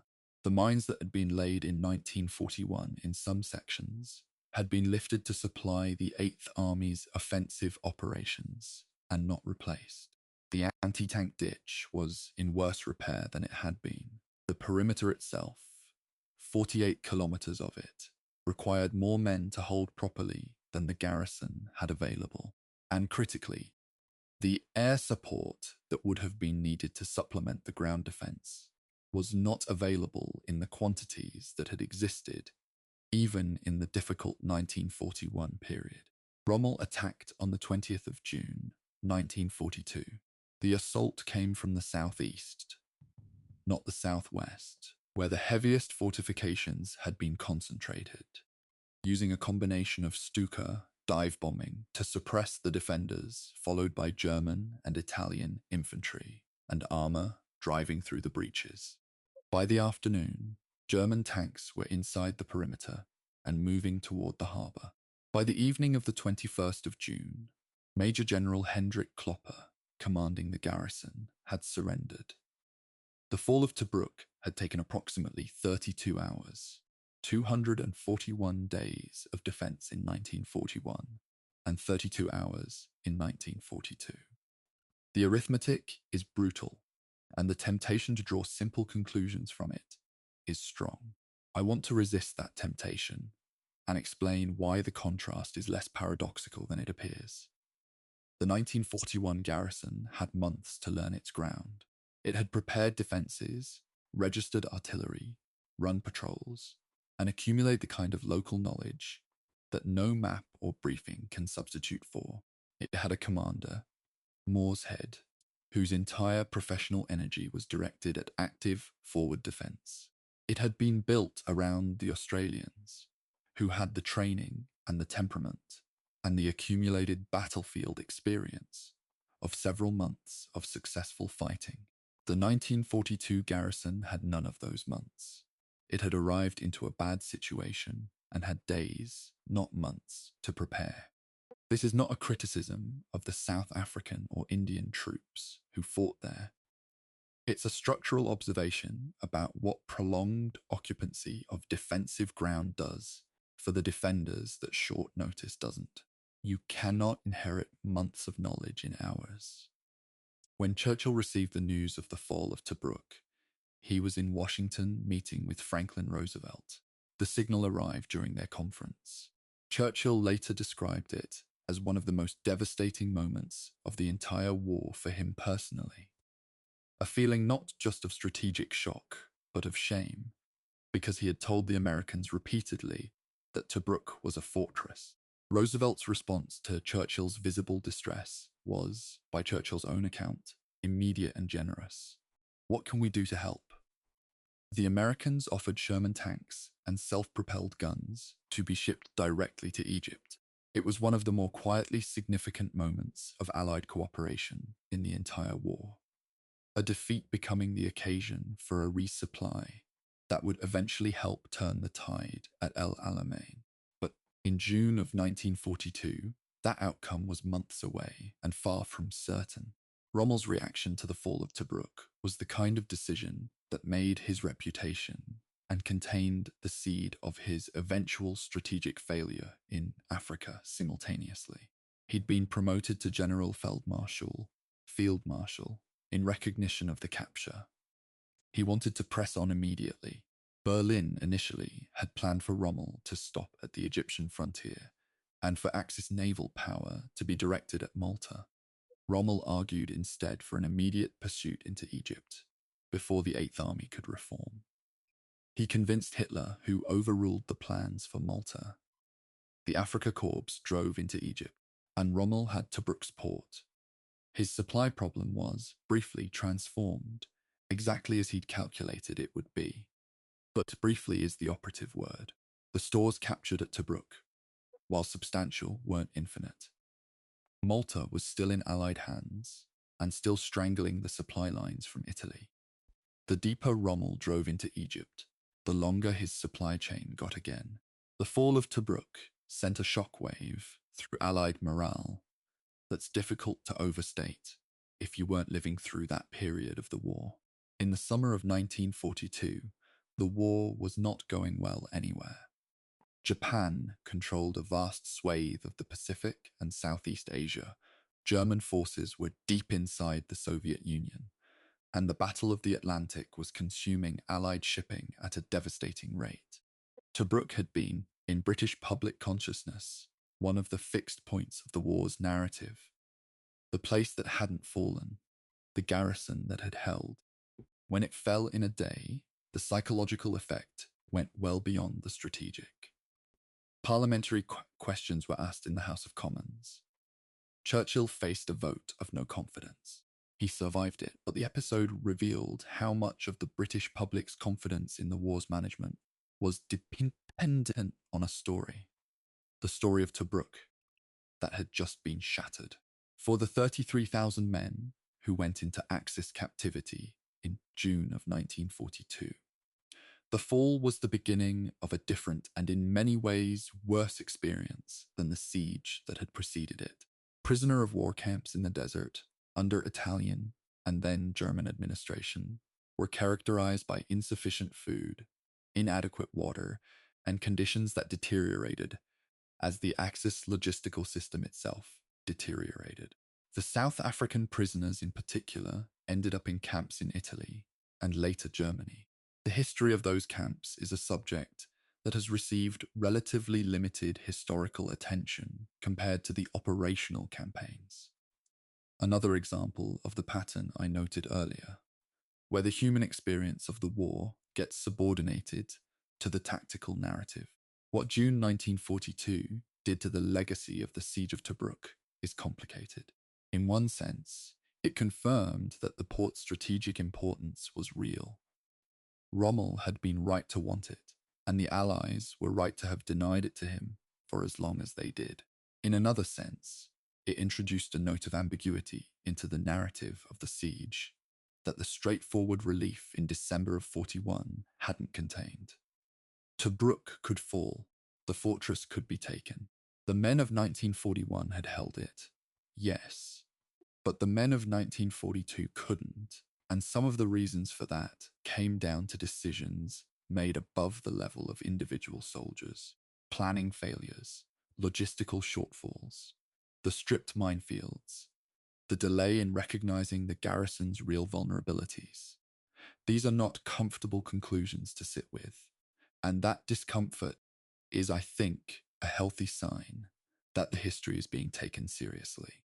Chapter 10, The Logistics War, Ships, Fuel, and the Arithmetic of Supply. I want to talk about something that tends to get dropped from popular histories because it's not dramatic in any conventional sense. There were no famous charges here. Nobody wrote poems about it. But the logistical war in the Western Desert was, in many respects, the war that determined everything else, including who could hold Tobruk, who couldn't, and why the whole campaign had the particular shape it did. If the Siege of Tobruk is a story about endurance, then this is the story about what endurance actually required in material terms, and how precarious the arithmetic of it was on both sides. Start with the most basic fact. The Western Desert has almost nothing. No rivers, Almost no roads outside the coastal strip, no railways west of the Egyptian frontier, no farms to feed armies from, no fuel wells, no factories.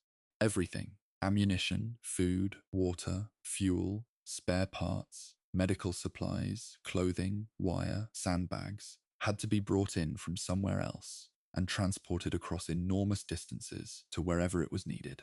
For the Allies, that somewhere else was primarily Egypt, which meant the Suez Canal, which meant convoys from Britain and the United States around the Cape of Good Hope or through the Mediterranean.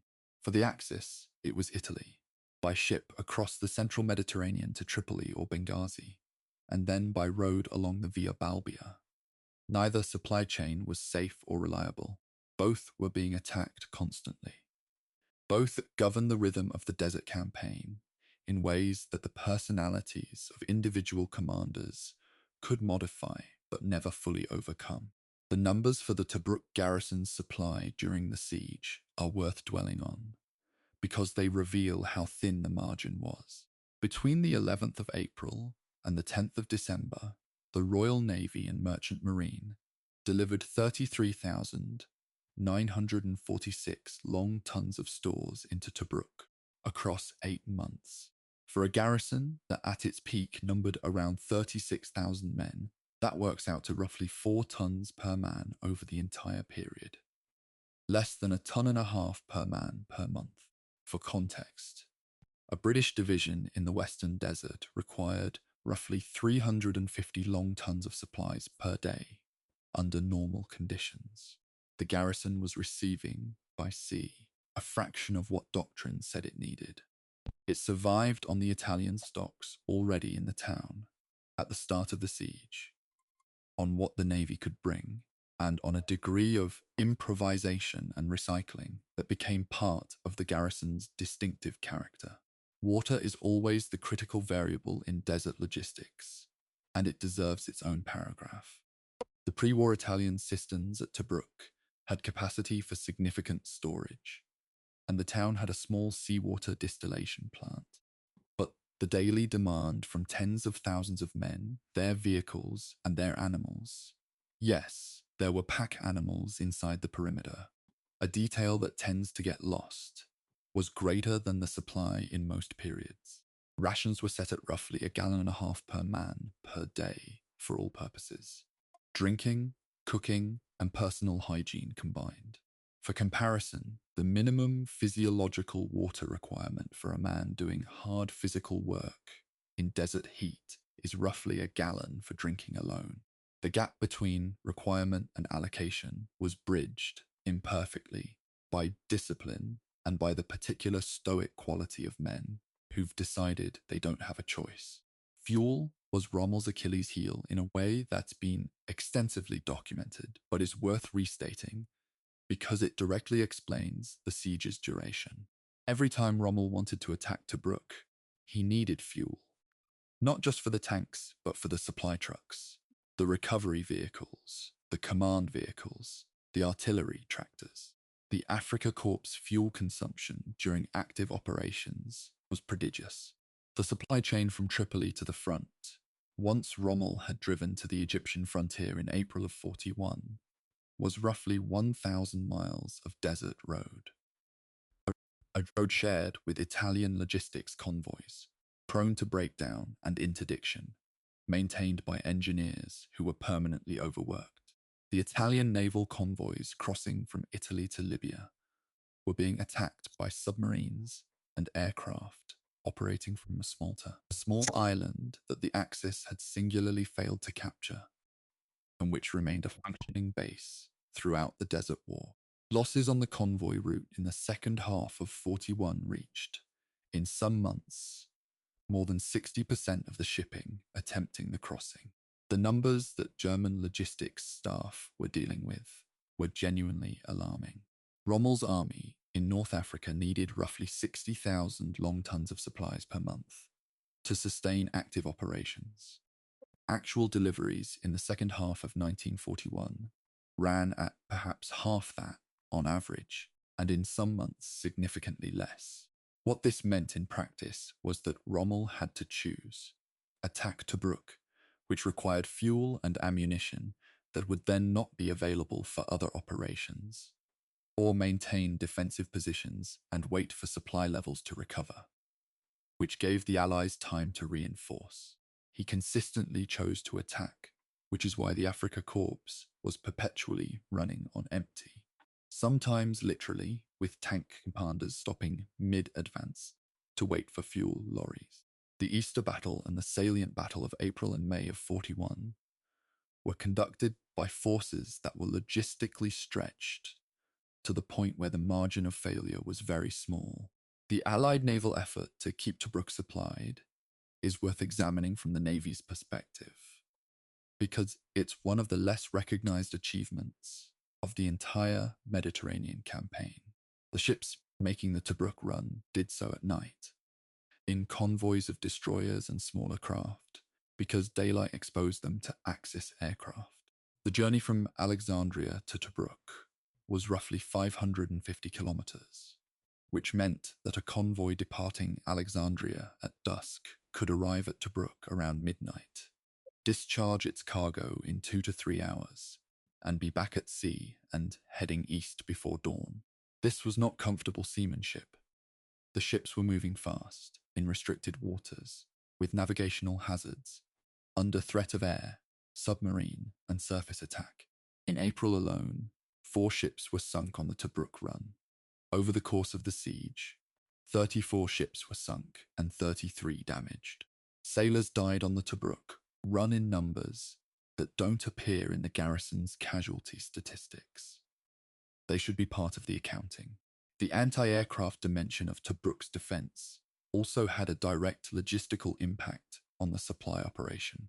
The 4 anti-aircraft brigades, with their 88 guns of various calibers, were burning through ammunition at rates that required specific allocation within the supply prioritization. Every shell fired at a Ju-87 over the harbour was a shell that had to be brought in by sea, which meant that the Navy bringing in those shells was being attacked by the same aircraft the shells were meant to shoot down. A circular dependency that is almost comic in its absurdity, but was deadly serious in practice. The garrison's anti-aircraft gunners became increasingly efficient over the course of the siege, partly because they had to. Wasting ammunition was not an option when resupply was limited.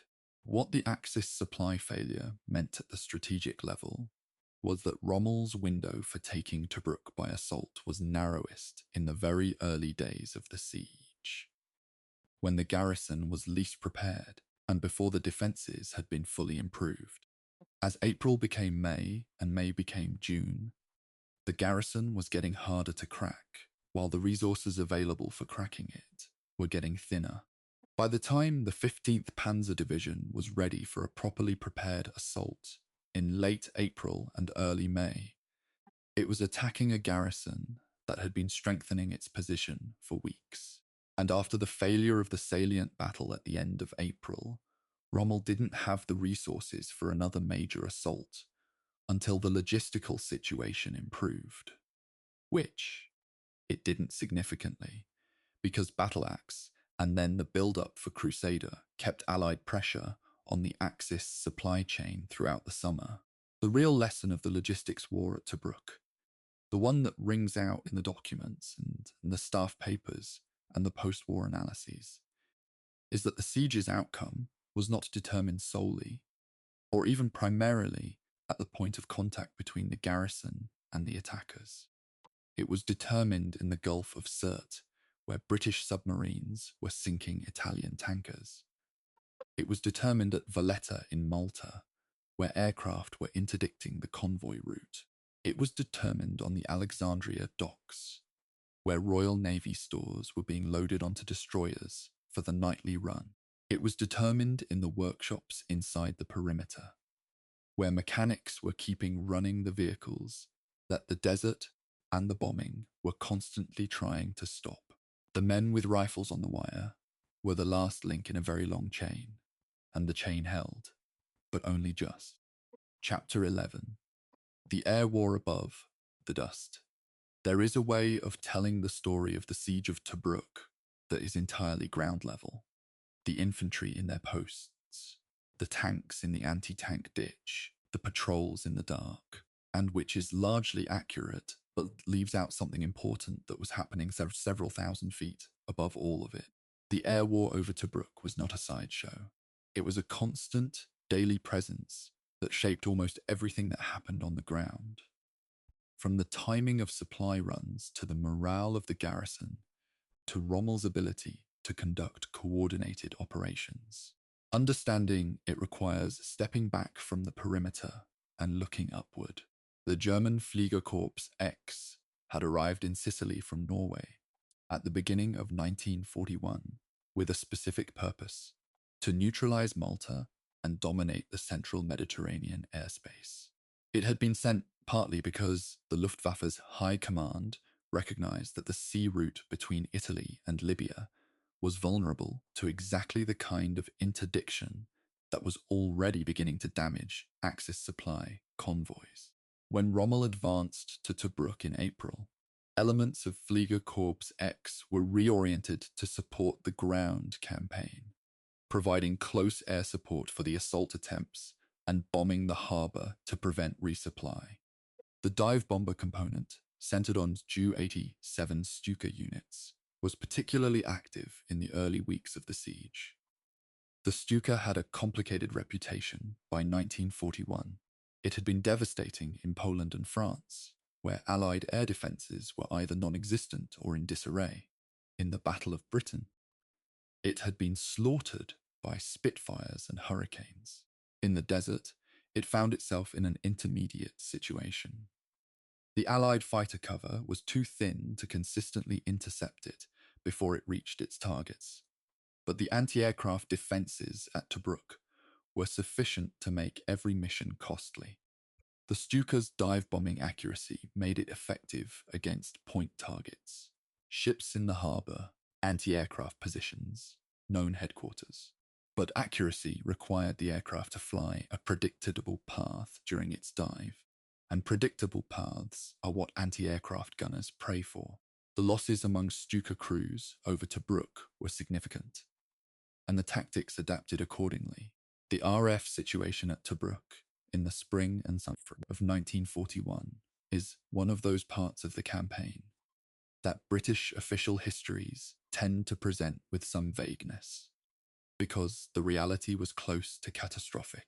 73 Squadron, flying Hurricanes from the airstrip inside the perimeter, had been one of the most successful fighter units in the Middle East during the winter campaign. By April, the sustained pace of operations and the beginning of the siege had reduced it to a handful of operational aircraft, and, as its commander noted, very tired pilots. The decision to withdraw the squadron on the 25th of April, leaving the garrison without any resident fighter force, was militarily necessary and psychologically devastating in roughly equal measure. Men who'd been watching Hurricanes fly up to meet the Stukas now watched the Stukas come in without interception. The response that developed within the perimeter was the anti-aircraft adaptation I described in an earlier chapter, the spreading of fire to create staggered altitude belts. But it went further than that. The garrison anti-aircraft command had to develop procedures for night bombing as well as day, for high-altitude medium bombers as well as low-altitude dive bombers, and for the Italian Regia Aeronautica's torpedo bombers targeting the harbour. Each aircraft type required different engagement parameters, different fusing for the anti-aircraft shells, different target prediction for the guns, different coordination with the searchlights that attempted to illuminate night attackers. The result, over months, was a small, specialized body of operational knowledge about anti-aircraft defense in desert conditions that didn't exist in any published manual and had to be developed through experience. From the Axis perspective, air superiority over Tobruk was never as complete as German planning had assumed it would be.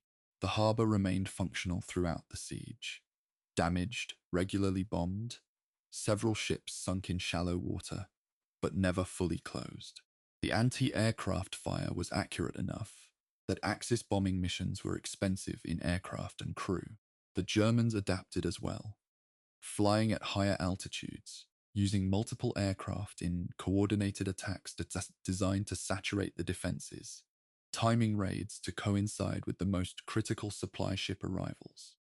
There were periods when the harbour was so heavily attacked that unloading had to be done in complete darkness by crews working by touch and memory. A remarkable feat of seamanship and military logistics combined. One specific aspect of the air campaign deserves more attention than it usually receives: the role of long-range reconnaissance aircraft in the Allied understanding of Rommel's positions and movements. The RAF's Strategic Reconnaissance Squadrons, flying modified Marylands, and later Baltimore's were conducting photographic reconnaissance over the Axis supply lines, airfields, and forward positions throughout the campaign. These photographs went to interpretation centers in Cairo and Alexandria, where specialists analyzed the images to identify vehicle concentrations, supply dumps, artillery positions, and, critically, shipping movements in Benghazi and Tripoli. The information produced by this photographic intelligence directly shaped the targeting of the submarines and bombers attacking the convoy routes. It was slow by modern standards. The time from photograph to bombing raid was measured in days, but it was enormously more sophisticated than anything the Axis had equivalent to on the Allied side in the desert at this stage of the war. The Italian Air Force contribution to the siege is another of those areas that tends to get tidied up in popular histories. The Regia Aeronautica was flying missions over Tobruk throughout the siege. Medium bombers, fighters, and the torpedo-equipped Savoia Marchetti SM-79 against the supply ships. Italian aircrew were, by all professional assessments, not significantly inferior to their German counterparts in individual skill, and the SM-79 torpedo bomber was a genuinely capable aircraft that the Royal Navy took seriously. The Regia Aeronautica's problems were primarily material and doctrinal rather than human. Its aircraft were, by mid-war standards, generally less capable than Allied equivalents, and it had not developed the kind of joint air-land coordination that the Luftwaffe had spent years practicing before the war. But dismissing the Italian air effort as peripheral would be wrong. They were there, they were flying, and they were hurting Allied supply operations throughout the siege. For the men on the ground inside the perimeter, the air campaign was simply a constant feature of daily existence. Something to be endured rather than contested. The sound of aircraft engines, the distinctive scream of the Stuka's dive brakes, the crump of bombs in the harbour, the quicker crack of near misses. These became as familiar as weather. Veterans' accounts describe a process of psychological adaptation that sounds almost alarming from the outside.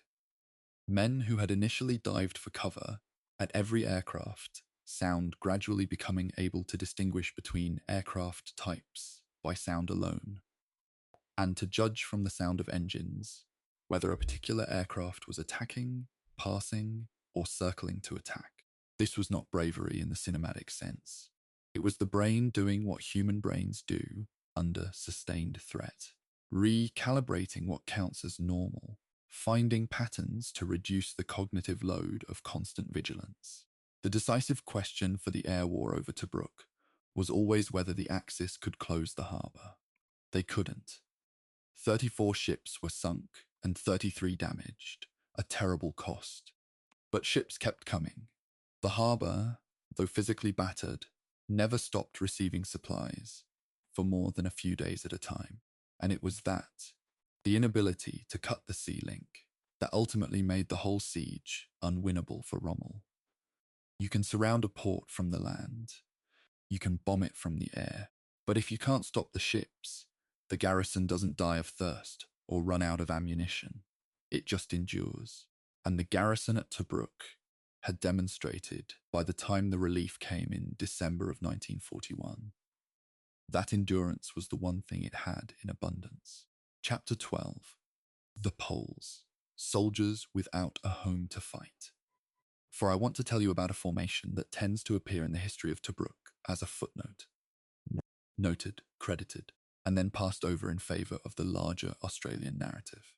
The Polish Carpathian Brigade arrived at Tobruk in August of 1941, relieving the Australian 18th Brigade as part of the phased rotation that the Australian government had negotiated with British command. They held their section of the perimeter for the remainder of the siege. They were there when the wire was finally crossed in December, and behind that dry operational summary is a story of extraordinary complexity that deserves more than a footnote. To understand the Polish soldiers at Tobruk, you have to understand where they'd come from. And the journey was not straightforward. In September of 1939, Germany invaded Poland from the west. 2 weeks later, the Soviet Union invaded from the east under the terms of the secret protocol of the Molotov-Ribbentrop Pact. Poland was divided between two occupying powers.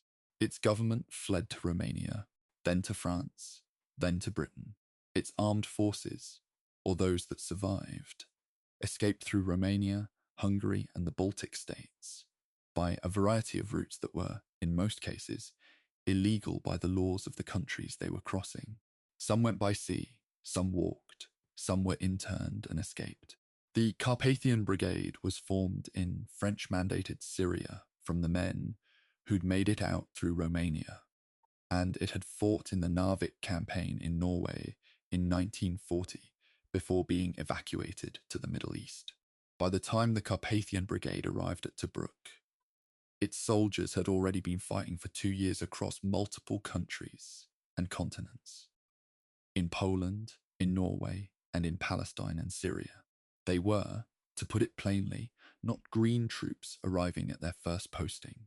They were combat-experienced soldiers who had been through the kind of repeated displacement and loss that forges either extreme resilience or complete disintegration.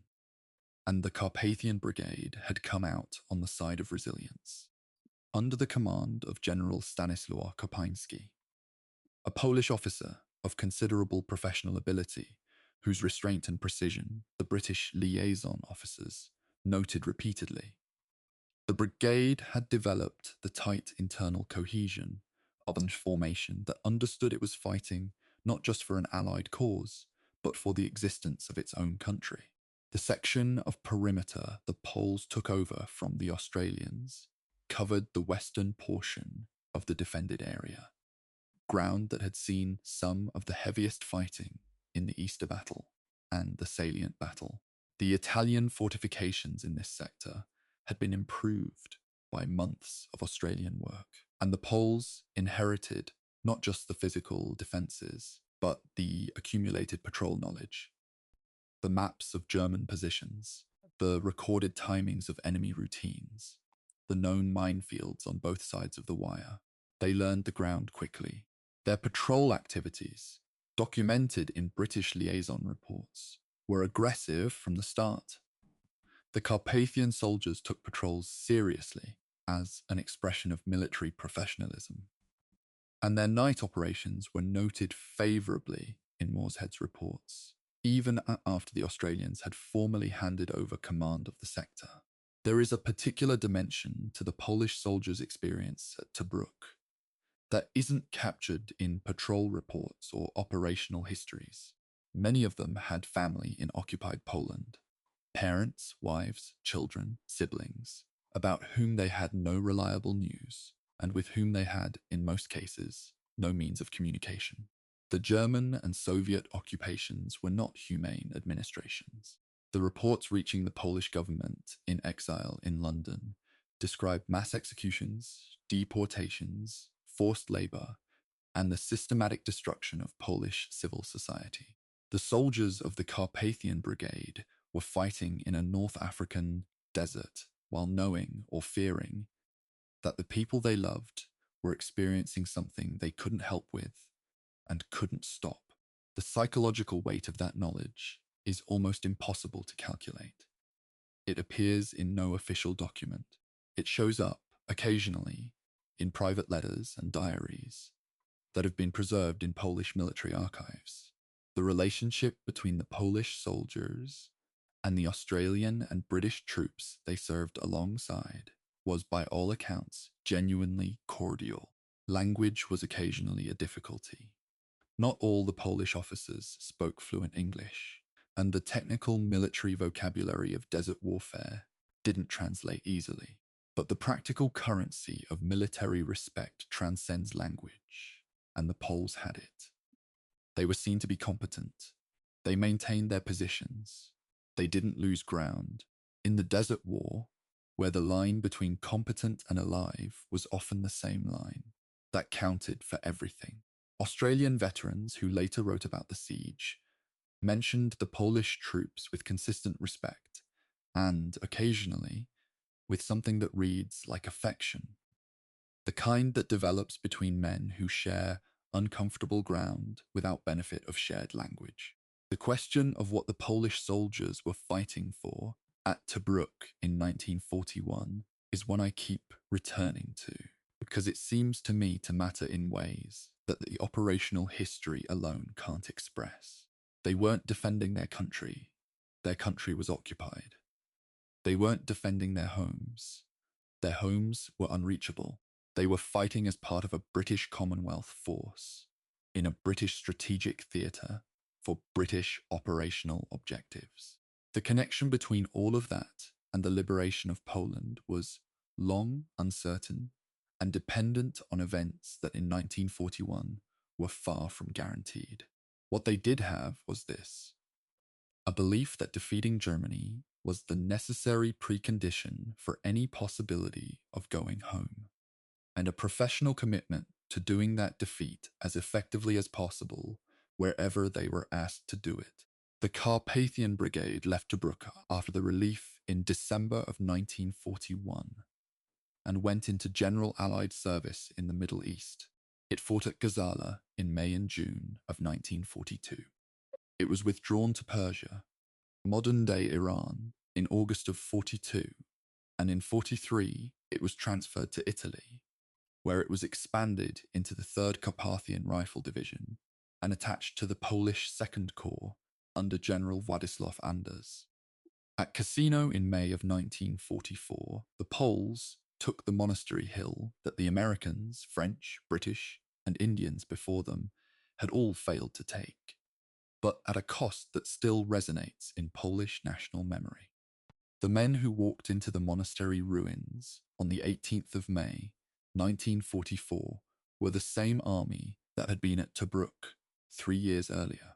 Not the same individuals in every case. There were casualties along the way, and the corps had grown.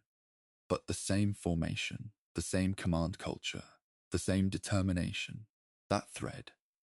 From Poland in 39 to Norway to Syria to Tobruk to the Western Desert to Italy to Cassino, is the kind of through line that you only see when you follow specific units rather than national campaigns. It's the kind of history that general surveys have to leave out because it requires too much space, too much context, too much time in the particular. This is why I find myself grateful for the long form, for the hours, not the minutes, because it's the only format that actually has room for what happened to the Polish Carpathian Brigade between September of 1939 and May of 1944. The Siege of Tobruk was one chapter in that story. It wasn't the most dramatic chapter, but the men who held that section of wire deserve to be more than a footnote. I want to end this chapter with something small, because I think small things often carry more weight than the large operational facts. When the Polish soldiers were at Tobruk, they celebrated Polish national holidays and religious observances as best they could in the desert, in conditions that made celebration seem almost absurd. Christmas in 1941 fell during the final days of the siege. The Poles observed it.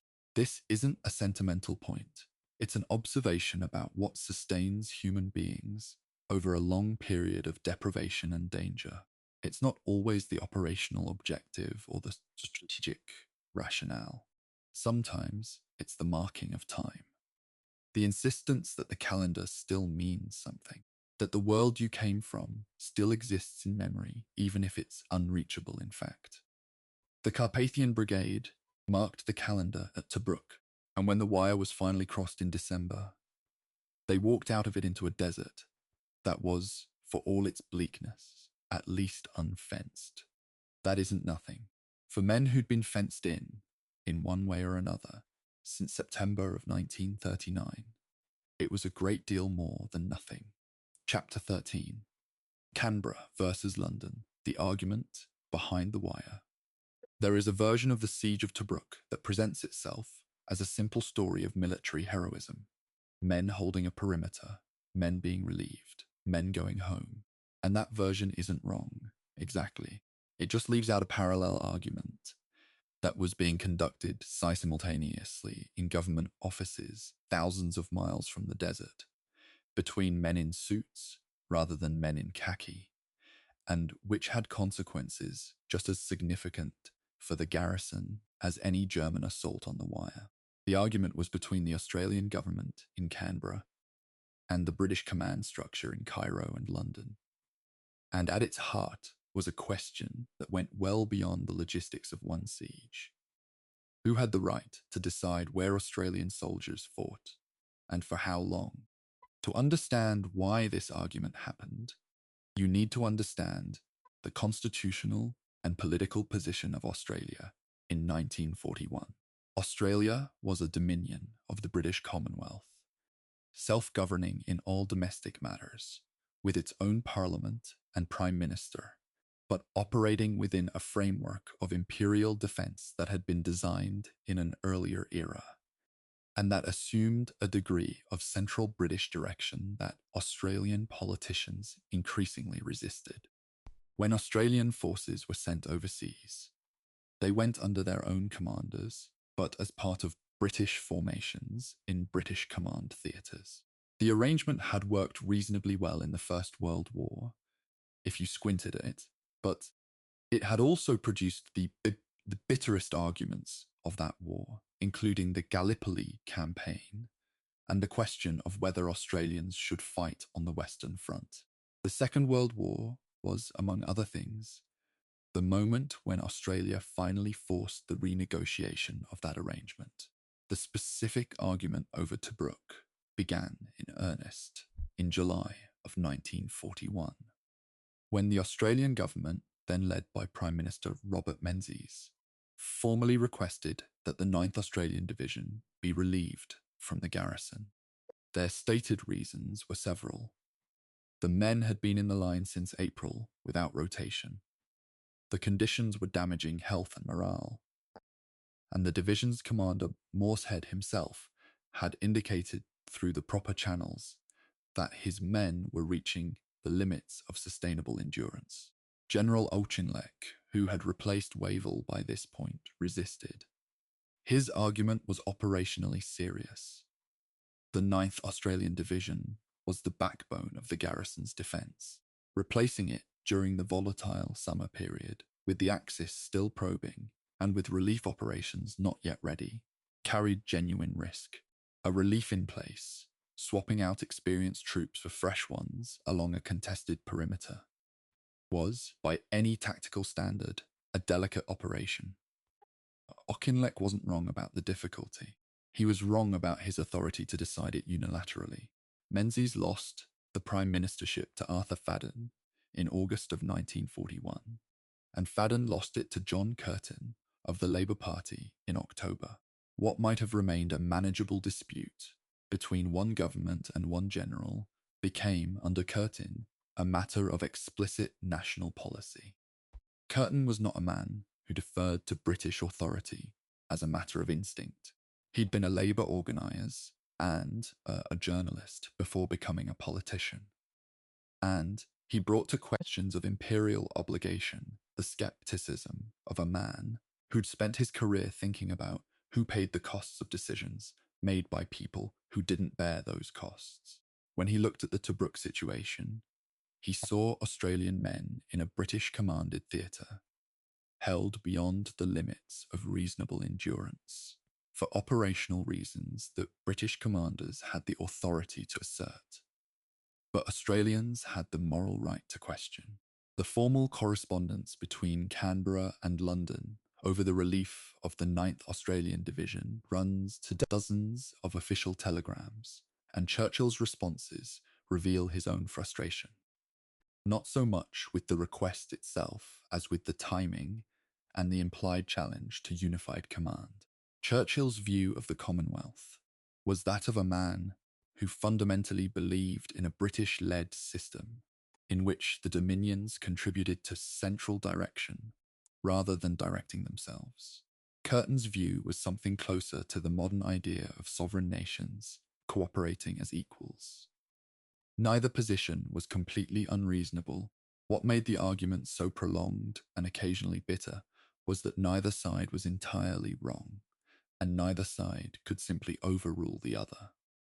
The relief eventually happened, in stages. The 18th Australian Brigade was evacuated first, replaced by British units. The 24th and 26th Brigades followed through August, September, and October, replaced by the British 70th Division's brigades. Each evacuation was done by sea at night, the same convoys that were bringing in supplies going out with men. A remarkable piece of operational logistics, given that those convoys were being attacked throughout. The last substantial Australian unit to leave, the 24th Brigade, was evacuated in mid-October. The 2nd 13th Australian Infantry Battalion, one of the originals, remained by agreement as the last Australian presence in the garrison, a concession to the symbolic importance of having at least some of the original defenders present at the relief. They stayed until December. The political consequences of this argument extended far beyond the Tobruk wire. The exchange between Curtin and Churchill established a precedent, imperfectly, with considerable residual tension, for Australian strategic autonomy that would become even more explicit in early 1942, when Japan entered the war, and Curtin made the most consequential foreign policy statement in Australian history. In his New Year's message of 1942, Curtin wrote that Australia looked to America, free of any pangs as to our traditional links or kinship with the United Kingdom.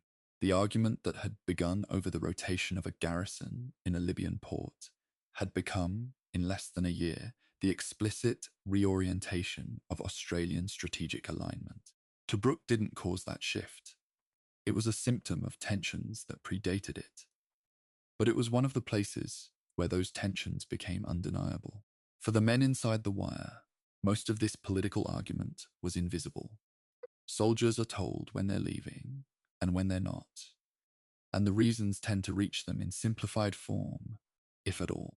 What they knew was that the rotation was happening slowly, and that some of their mates were leaving before others.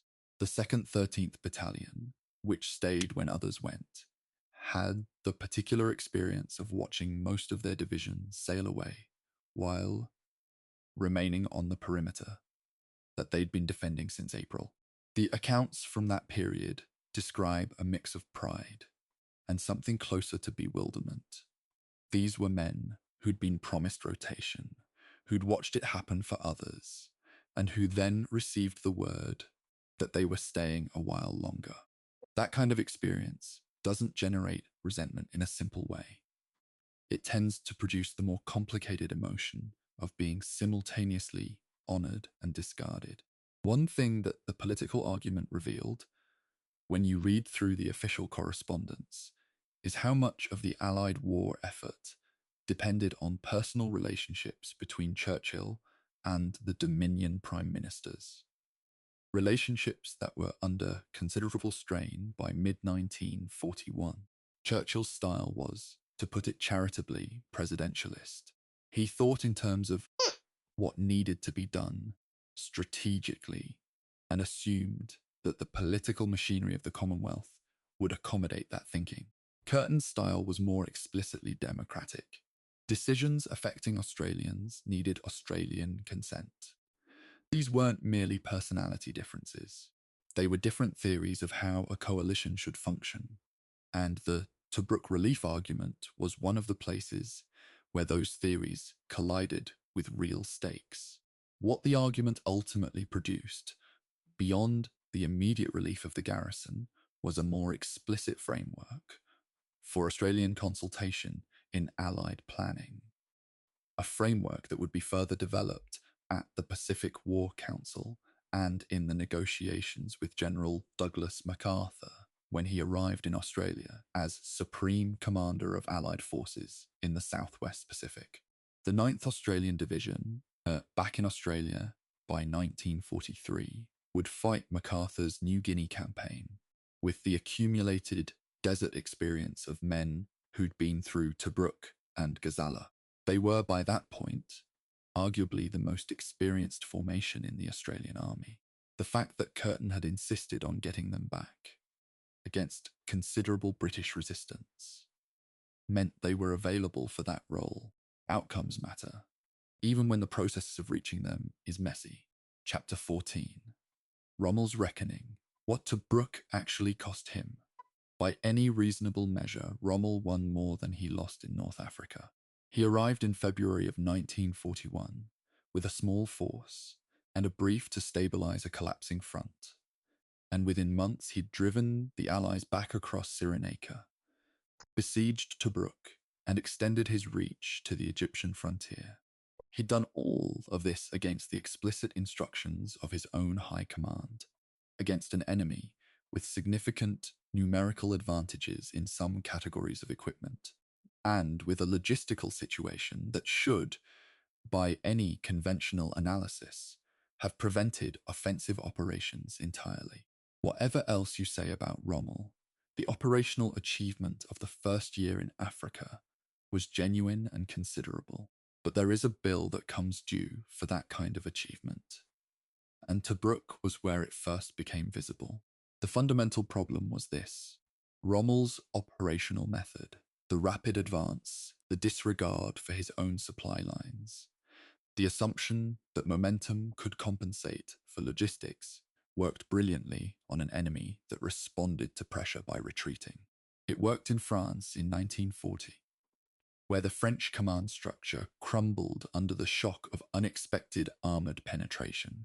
It worked in the Cyrenaica retreat of early 1941, where the British forces were too thin and too disorganised to mount a coherent defence.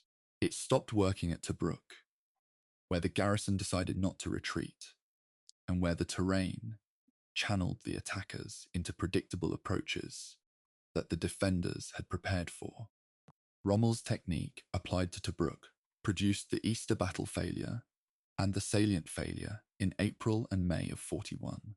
Each failure cost him materiel he couldn't easily replace, and time he would never recover. The cost in tanks specifically deserves detailed attention because it drove everything else. The 15th Panzer Division had arrived in Africa, still being assembled and equipped in early April. By the end of the May attacks on Tobruk, the Afrika Korps had burned through a significant portion of its armoured strength in attacks that had achieved nothing decisive. Tank recovery in the desert was possible. Broken down tanks could often be repaired and returned to service. But tanks destroyed in fighting on the enemy side of the wire could not be recovered. Every tank that the garrison's anti-tank guns, artillery, and infantry tank traps killed inside the perimeter was permanently lost. The German armoured strength that should have been husbanded for a decisive blow against Egypt was being consumed against a perimeter that couldn't be broken. This was not Rommel's design. It was the garrison's greatest strategic contribution. The time cost compounded the material cost in ways that don't always appear clearly in operational histories. Each week that Rommel's forces were tied down around Tobruk was a week in which the British were reinforcing Egypt, training new formations, bringing in the equipment that the Tiger convoy delivered in May, and preparing the offensive that became Battle Axe and eventually Crusader. Had Tobruk fallen quickly, as Rommel expected, and as it had fallen to the Allies in January, the Afrika Korps would have had its deep water port, would have freed up the divisions encircling the town for the frontier, and would have been positioned for a drive on Egypt at a moment when Egyptian defences were weakest. That drive might not have succeeded even then. The logistics remained brutal, and the distance to Alexandria was still enormous. But the opportunity existed in April and May of 41 in a way that it didn't by November. The garrison's resistance closed that window. There is a specific episode from October of 1941 that illustrates the depth of Rommel's supply problem, and that I find particularly revealing. The Italian tanker Esperia was sunk by a British submarine in the central Mediterranean on the 20th of August, carrying fuel for the Afrika Korps. The tanker Oceania was torpedoed in mid-September.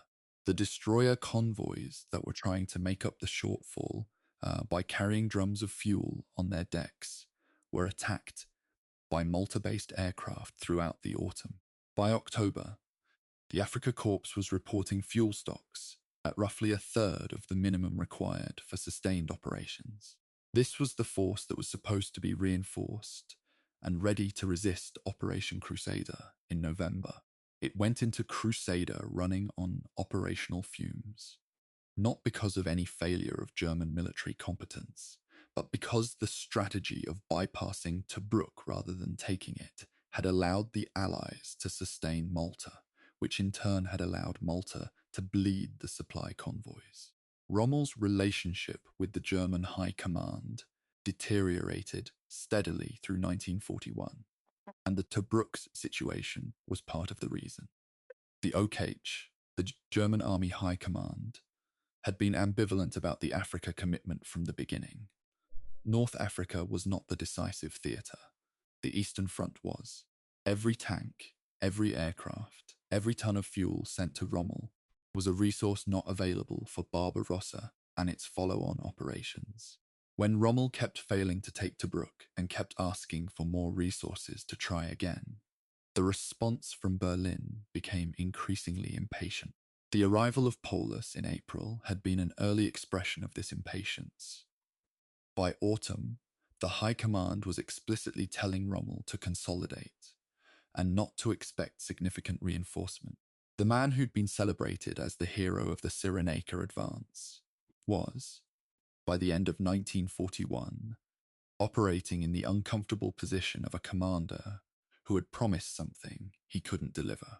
What the fall of Tobruk in June of 1942 ultimately cost Rommel was, paradoxically, his self-discipline. The capture of the port in 32 hours after 8 months of failure produced a kind of strategic intoxication that his better judgment and his fuel gauges and the state of his vehicles should have countered. He drove into Egypt. He reached El Alamein, roughly 110 kilometers west of Alexandria, in late June of 42, and there he stopped, not because he chose to, but because his supply chain had completely collapsed. His tanks were running on captured British fuel. His artillery was firing captured British ammunition. His trucks were breaking down at a rate that the workshops couldn't match. At El Alamein in July of 42, the 8th Army under Auchinleck held the first battle of El Alamein and stopped Rommel's advance. The distance from the wire at Tobruk to that stopping point is not coincidental. It's the distance that Rommel's logistics could physically sustain, and no further. The second and decisive Battle of El Alamein in October and November of 42 under Montgomery finished what the siege had started. By October of 42, the 8th Army had been reinforced with American Sherman tanks, self-propelled artillery, and fresh formations. The Afrika Korps, by contrast, had been ground down by a year and a half of continuous operations with inadequate resupply. The seeds of that disproportion were planted partly at El Alamein and partly at the Malta convoys, and partly, meaningfully, specifically, in ways that can be traced.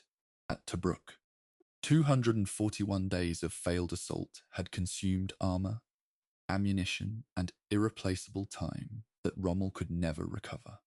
The 8th Army at El Alamein in 42 was building on the foundation laid by a garrison that most of the world had assumed couldn't hold. I want to be careful here about the historical argument I'm making, because it's one that military historians have contested.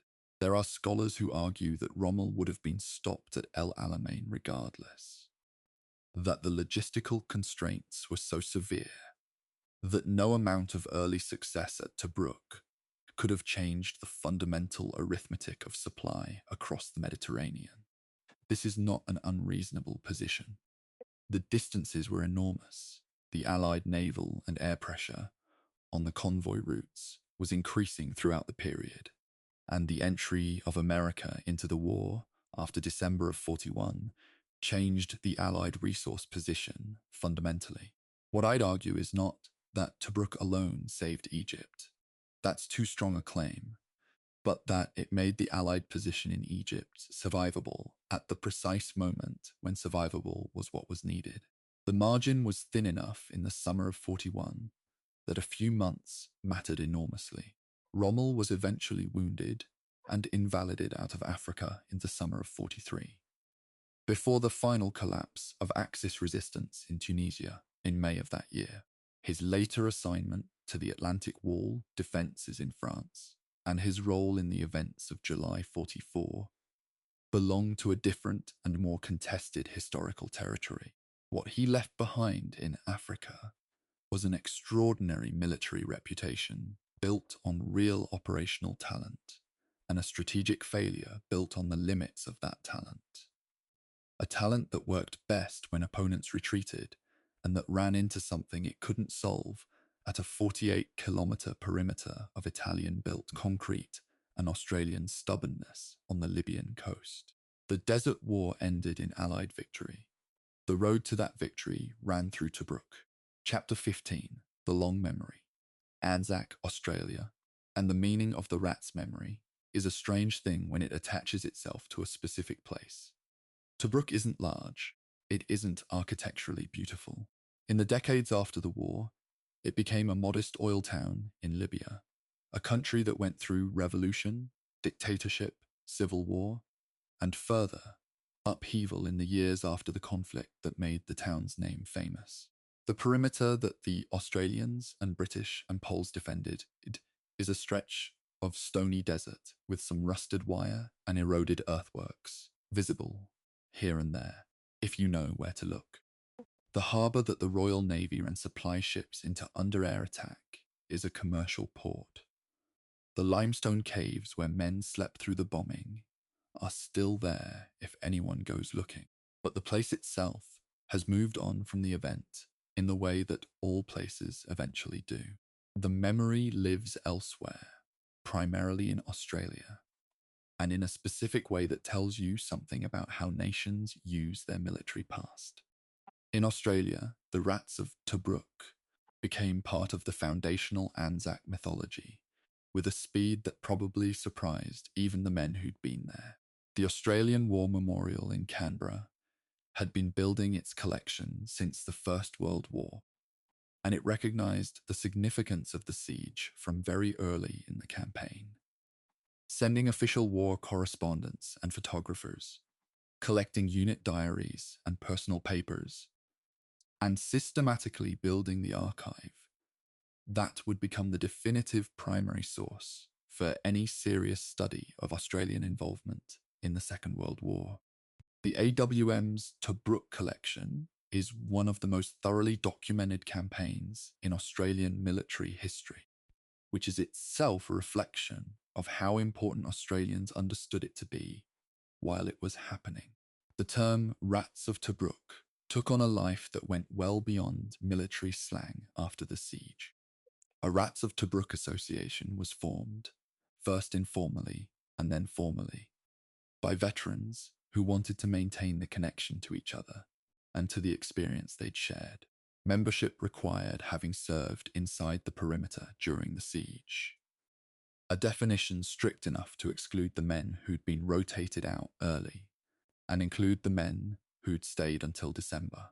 These distinctions mattered to the veterans in ways that sometimes seem excessive from the outside, but make complete sense when you understand that the shared experience was the point. Not the general experience of the Desert War, not the broader Anzac identity, but the specific, bounded, datable experience of being inside that particular wire for that particular period. The association held reunions, maintained records, and eventually established a standard that connected membership to a concrete historical fact. Did you hold the line at Tobruk? The Rats of Tobruk Association's last Australian member died in relatively recent decades. These were young men in 1941, and the youngest of them would have been in their late 90s or older by the early 21st century. The passing of the last living veterans is the moment at which living memory becomes historical memory. And it's a transition that all wars eventually make. What happens at that transition is crucial. The stories either pass into genuine history maintained by archives and scholarship, and the kind of serious documentary work that tries to get the details right, or they pass into myth, simplified, smoothed, emotionally satisfying, but increasingly disconnected from the specific, sometimes uncomfortable, always complex reality of what actually happened.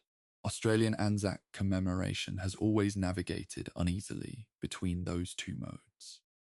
The Anzac tradition, drawn initially from Gallipoli, extended to Tobruk and El Alamein and Kokoda and all the other campaigns, is at its best a genuine act of historical respect.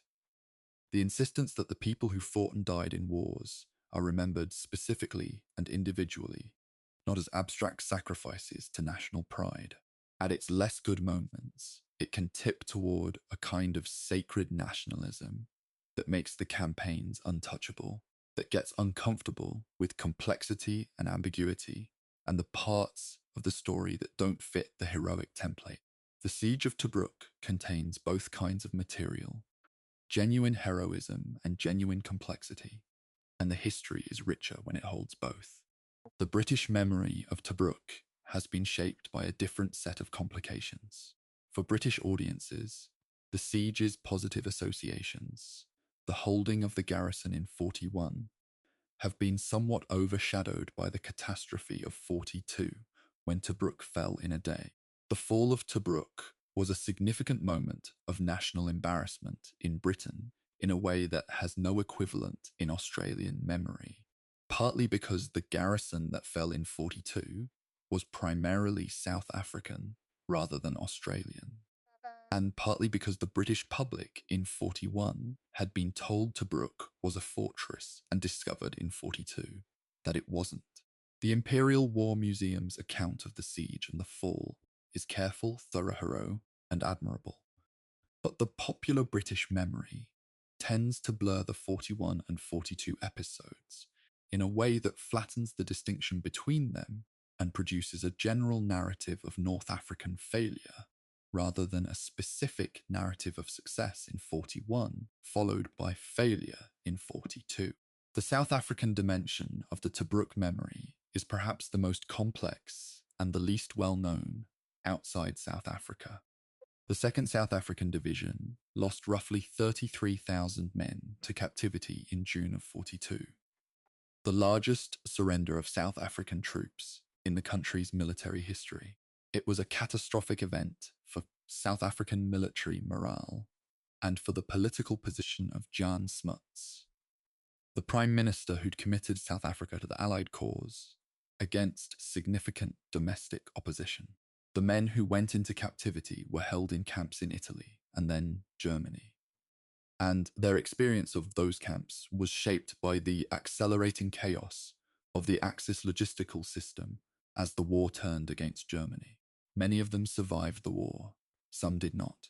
Their story, which belongs to the Tobruk narrative just as much as the 41 garrison story, tends to appear, when it appears at all, as a postscript. The Polish memory of Tobruk operates on a different frequency altogether. In Poland, the Carpathian Brigade's service at Tobruk is part of a larger story, the story of the Polish armed forces in the West.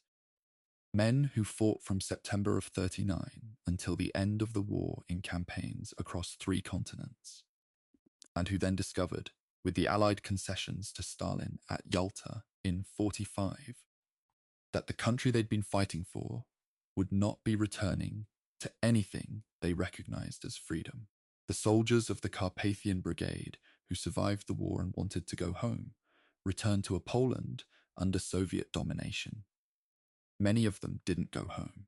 They stayed in Britain, in Canada, in Australia, in the United States. A diaspora of men who'd fought for something and arrived at a political settlement that gave them, personally, almost nothing they'd fought for. The memory of Tobruk in Poland exists within that larger, deeply painful context. It's honoured. It's part of the national military legacy. But it sits alongside the knowledge of what came after. The annual Anzac Day commemorations on the 25th of April, the date that marks the first landings at Gallipoli in 1915, include recognition of Tobruk as part of the broader commemoration of Australian service in the Second World War. The Australian War Memorial holds a physically remarkable collection from the siege. Unit diaries, personal letters, photographs, maps, weapons, equipment. The material culture of the garrison preserved with a thoroughness that makes serious historical work possible. Researchers who use this collection describe it as one of the best preserved records of any prolonged defensive action in the Second World War, which is itself a tribute to the institutional seriousness with which Australia has treated its military history. What does it mean to remember a siege 70 or 80 years after it happened? I've been sitting with this question throughout this entire project. The men are gone now. The last survivors passed away in the 21st century, their memories going with them. The perimeter is weeds and wire. The harbour is a port. The Via Balbia is a highway. The limestone caves are empty. The very specific lived experience of being inside that wire in 1941. The flies, the water ration, the sound of the Stuka overhead, the darkness of the patrol, the smell of the underground shelter, that is irretrievably gone. What remains is the record, the diaries, the photographs, the official histories, the reunion speeches, the careful work of the Australian War Memorial, and this, the ongoing attempt to tell the story in a way that keeps the people in it. That's why I do this, if I'm honest. Not because I can recover the experience. I can't, and nobody can. But because the alternative is to let the operational history swallow the human history entirely. And I think we owe the people in it more than that. 241 days. More than 3,000 Australian casualties. 34 supply ships sunk. The Polish soldiers fighting for a country they couldn't go home to. The South Africans walking into captivity in June of 42. The Royal Navy running the night convoys. The anti-aircraft gunners learning by doing. Leslie Morshead walking the perimeter to see the ground his men were defending. The garrison deciding collectively and day by day not to leave. The record holds all of it. The work is not to simplify it into a clean story. The work is to hold the complexity and pass it on. Chapter 16. The Commanders, Portraits in Pressure. I've mentioned commanders throughout this documentary. Morshead, Rommel, Auchinleck, Paulus, Kopinski. But I haven't given them sustained attention as individuals. And I think the full story requires it. Commanders in the Second World War are sometimes treated as chess pieces in the operational histories. Moved around the board, their decisions analysed for tactical correctness, their failures noted as errors in calculation. But the quality of command in a prolonged, under-resourced defensive operation like the Siege of Tobruk depends on things that chess piece analysis doesn't capture. The management of morale, the relationship with subordinate commanders, the ability to maintain institutional confidence when the strategic situation offers very little to be confident about. Leslie Morshead I've described at length. The managing director in uniform, the Ming the Merciless of the perimeter, the man who said there would be no retreat and meant it. What I haven't explored is what Morshead's command actually required of him over 8 months, which was something considerably more than tactical competence.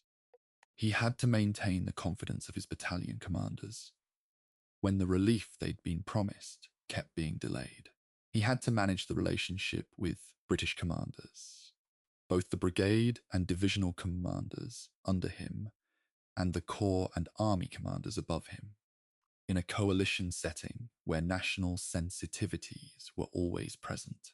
He had to keep his own planning sharp in conditions of chronic sleep deprivation, poor food, and the kind of low-grade continuous stress that prolonged siege imposes on everyone inside the wire, including the general.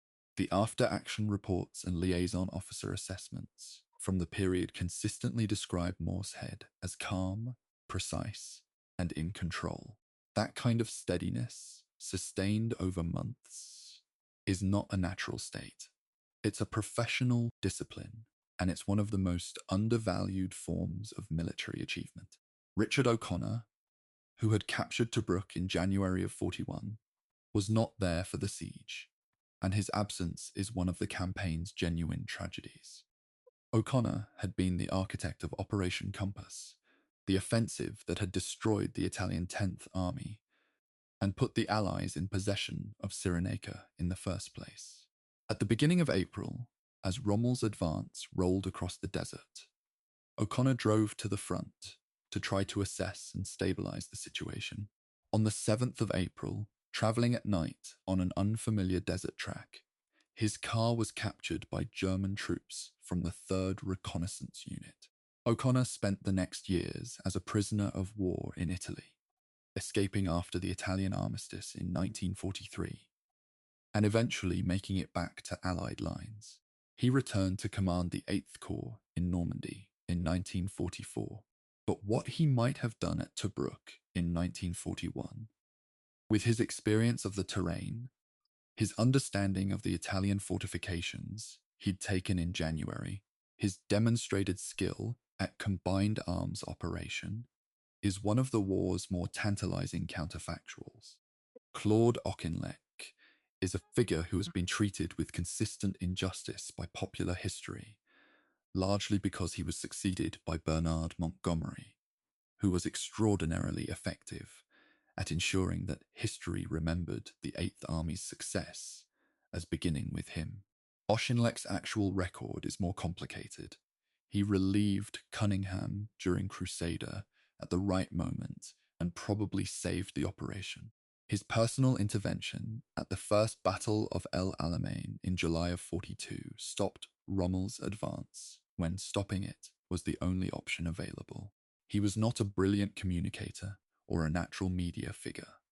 Montgomery was both, and in the politics of wartime command reputation, that matters enormously.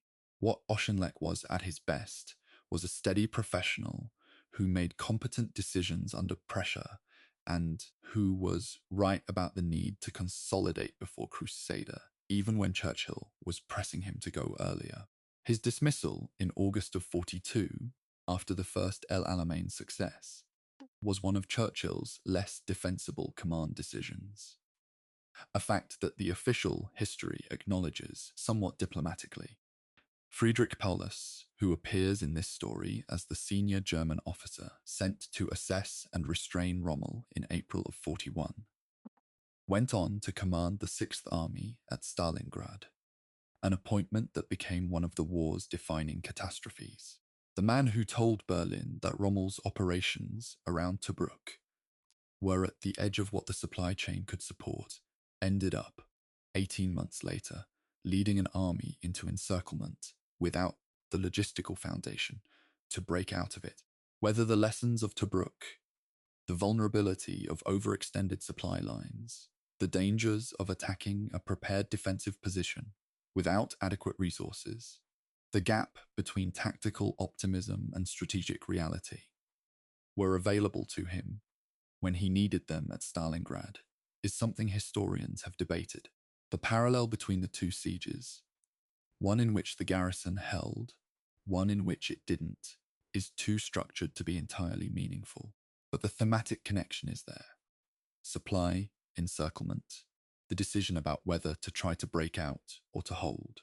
Stanisław Kopieński, commanding the Polish Carpathian Brigade at Tobruk, left behind a reputation that is significantly better known in Poland than elsewhere. He was a military professional of the classic Central European tradition, formal, precise, technically educated, with a commitment to institutional competence that had been formed in the Polish army of the interwar period. The brigade he commanded had the particular challenge of operating as part of a British Commonwealth force in a national language that most British officers didn't speak, with equipment and supply arrangements that were, despite genuine Allied goodwill, never quite as seamless as those provided to British units. The fact that the Carpathian Brigade performed effectively under those conditions and was recognized as performing effectively in British liaison reports reflects directly on the quality of Kopieński's command and training culture. He went on after the war to serve the Polish government in exile in London, unable to return to a Poland that was, by then, behind the Iron Curtain. Lieutenant General William Gott, known as Strafer, commanded the 7th Armoured Division and then the 13th Corps during various phases of the Desert Campaign, and his name appears in the Crusader operations that finally relieved Tobruk. He was considered, by Churchill and by many in the 8th Army, as the natural successor to Auchinleck when the August 42 command changes came. He was appointed to command the 8th Army on the 6th of August, 1942. On the 7th of August, the transport aircraft carrying him to Cairo was shot down by German fighters, and he was killed. Bernard Montgomery, flown out from England as a replacement, took command instead. Military history is not just the story of what happened. It's also the story of what happened to the people who were supposed to make the next thing happen, and the way those accidents reshape everything that follows. What this group of commanders, Moorehead, O'Connor, Auchinleck, Kopieński, Gott, had in common was that none of them achieved the kind of legendary status that the Second World War's most famous generals accumulated. They were professionals operating at the boundary between operational success and the limits of what was possible. And the accounts they left behind are characterized more by competent adaptation than by dramatic genius. This is, I want to suggest, precisely why they deserve attention. The romantic version of military history gravitates toward the exceptional. The brilliant commander who wins against impossible odds through sheer force of personality. The actual history of most successful defensive operations is considerably less romantic. It's built by men like Moorehead and Kopieński, who show up every day, maintain the systems they've built, insist on standards that nobody wants to maintain in the dirt and the flies and the heat, and keep the wire intact when the pressure comes. The quiet persistence of that kind of command isn't easily fitted into legend. It's also very hard to replace. The commanders who failed at Tobruk, and there were failures primarily on the Axis side in the 41 siege, but also on the Allied side in the 42 fall, failed in characteristic ways. They overestimated what their forces could achieve without adequate preparation. They underestimated the quality of the defense. They confused speed and boldness with sound operational judgment. Rommel's Easter battle failure and salient failure were the failure of a man applying a technique that had worked elsewhere to a situation where it didn't apply, and doing so repeatedly because the technique was so deeply embedded in his command identity that accepting its inapplicability would have required a kind of self-revision he wasn't capable of in that moment. Generals are not immune to the cognitive limitations that affect everyone. They are just in positions where those limitations cost more. Chapter 17, The Desert Itself, Terrain, Climate, and the Invisible Adversary. I want to spend this chapter on something that isn't human at all, or at least isn't human-made. The Western Desert, the Libyan and Egyptian desert, that was the setting of the entire campaign we've been discussing, was itself a combatant in this war, in the sense that it imposed constraints and costs on everyone operating within it that no amount of military planning could entirely compensate for. The men who fought in it called it various names, not all of them printable. The official histories describe it in the dry language of terrain analysis, but the actual experience of operating in that environment was distinctive enough and consequential enough for the campaign's outcome that it deserves sustained attention. The ground around Tobruk is not the classic dune desert of popular imagination. That desert, the great sand seas, the erg landscapes of towering dunes, lies further south in the Sahara proper. The ground around Tobruk is escarpment country, flat-topped ridges of limestone and sandstone, cut by dry ravines called wadis, overlaid with a thin surface of gravel and dust that gives the ground its characteristic reddish-grey colour. It's hard underfoot, harder than sand, harder on vehicles and boots. The rock breaks down into a fine, penetrating powder that the desert wind picks up and distributes everywhere. The wadis are obstacles to vehicle movement in ways that don't always appear on maps.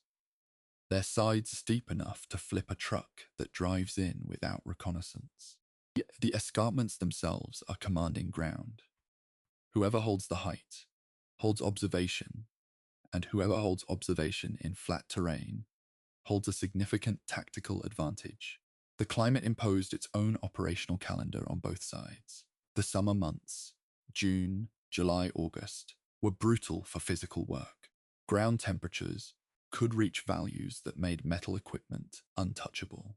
Men working outside during the middle of the day were at serious risk of heat exhaustion and dehydration.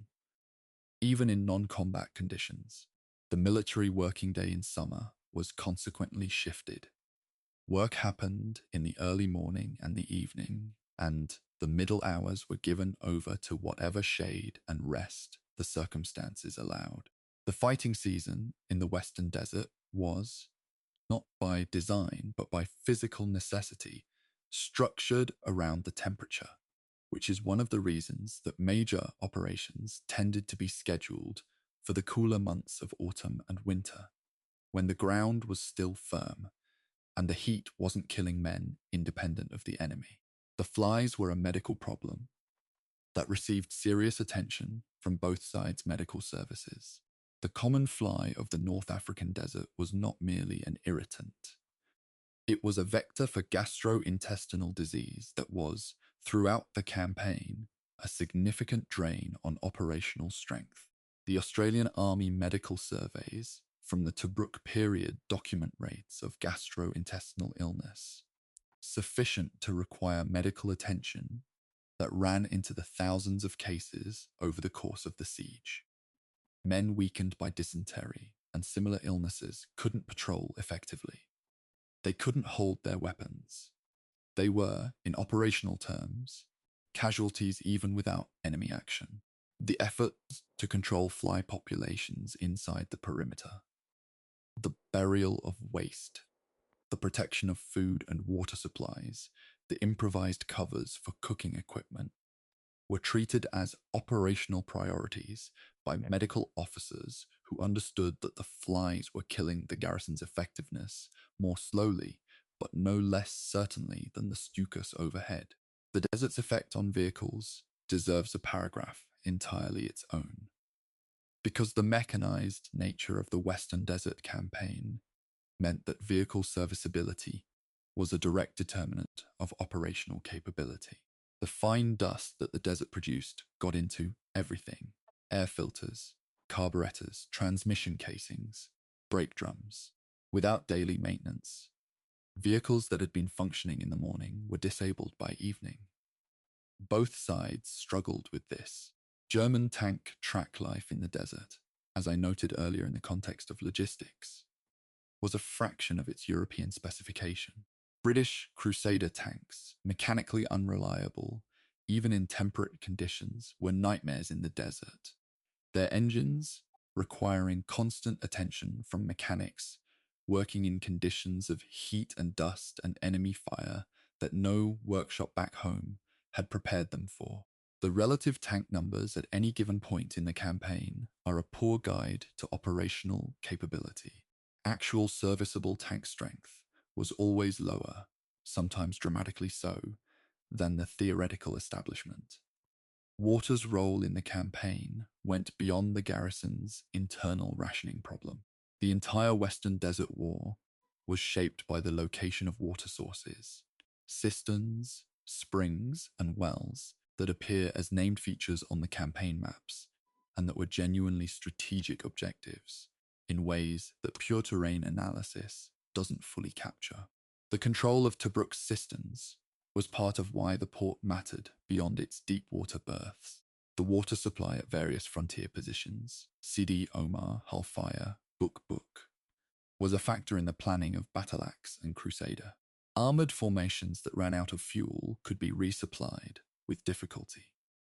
Armoured formations that ran out of water became incapable of operation within hours. The desert's absolute control over the water variable gave it a form of strategic authority over both sides that no general could ignore. The sandstorm, the Khamsin or Ghibli, was a periodic disruption that affected both sides equally, and that was severe enough to halt operations when it arrived. Sandstorms in the western desert could reduce visibility to near zero, coat everything in fine grit choke engines, and make navigation by any means, except compass bearing, impossible. They came without reliable warning and could last from a few hours to several days. Both sides learned to treat them as imposed pauses, times when large-scale movement was impossible and small-scale movement was dangerous enough to be inadvisable. The storms appear in after-action reports from both German and Allied units as explanatory factors for delays and failed coordination. Not as excuses exactly, but as honest environmental data that any realistic assessment of the campaign has to incorporate. The night, which I've mentioned repeatedly in the context of patrol activity, was itself a form of terrain. The temporal terrain that the garrison exploited, while the conventional terrain favoured neither side. Navigating the desert at night in the 1940s, without GPS and with only limited artificial light allowed, was a skill that required training and practice. Navigation by stars, by compass, and by memorized ground features was the standard method for desert patrols. The desert night was not completely dark. In clear conditions, the stars of the North African sky provide significant ambient light for eyes adapted to the dark. But it offered no landmarks of the kind that European soldiers were trained to navigate by. Trees, buildings, rivers. None of these existed in the ground between the wire. What existed was rock, dust, the occasional shallow wadi, and the distant sound of German positions. Men who learned to navigate it reliably became extremely valuable to their units. Men who didn't got lost. In the desert, lost was dangerous in ways that went beyond inconvenience. The long-term effect of the desert environment on the health of the men who served in it was an area of medical research that both Allied and German military medicine was paying attention to by 1941. The combination of heat, poor nutrition, insufficient water, fly-borne disease, and chronic sleep disruption produced a cumulative degradation of physical and mental health that was distinct from the acute trauma of battle wounds. Men who'd been in the desert for 6 months were, in measurable physical terms, weaker and less resilient than men who'd been there for 2 months. This is one of the medical arguments behind the Australian government's insistence on rotating the 9th Division out of Tobruk. Not primarily the political argument, but the medical one. Men could not hold that perimeter indefinitely without their effectiveness declining to the point where the defence itself was at risk.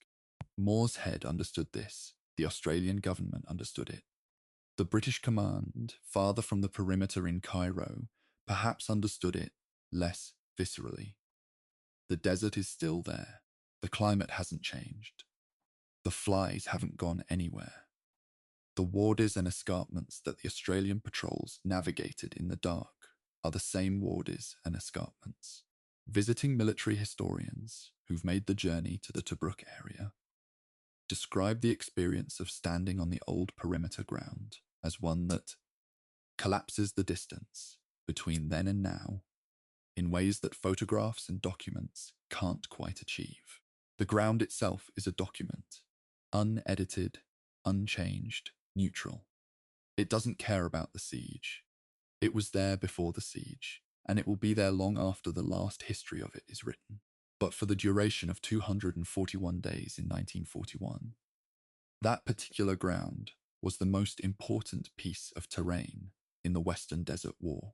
That's what places sometimes are. Temporarily, urgently, fatally important, and then just themselves again. Chapter 18. The closing chapter. What remains? We've been here a long time. Longer, probably, than many documentaries about this campaign have spent. We've gone underground with the garrison, out on patrol in the dark, across the Mediterranean on the supply runs, into the German command conversations, into the Australian political argument, into the Polish diaspora's particular relationship with a war that cost them everything and returned almost nothing. I want to use this final chapter not to summarize. Summaries flatten what's complex, and this story is complex, but to close in the way that the subject deserves, to sit for a moment with what the Siege of Tobruk was and what it left behind in the world. The strategic verdict on the siege is, as I said earlier, contested at its edges, but clear at its center. Tobruk denied Rommel a deep water port for 241 days. It forced his supply chain to run from Tripoli at enormous cost. It consumed his armor in repeated failed assaults. It tied down forces he needed elsewhere.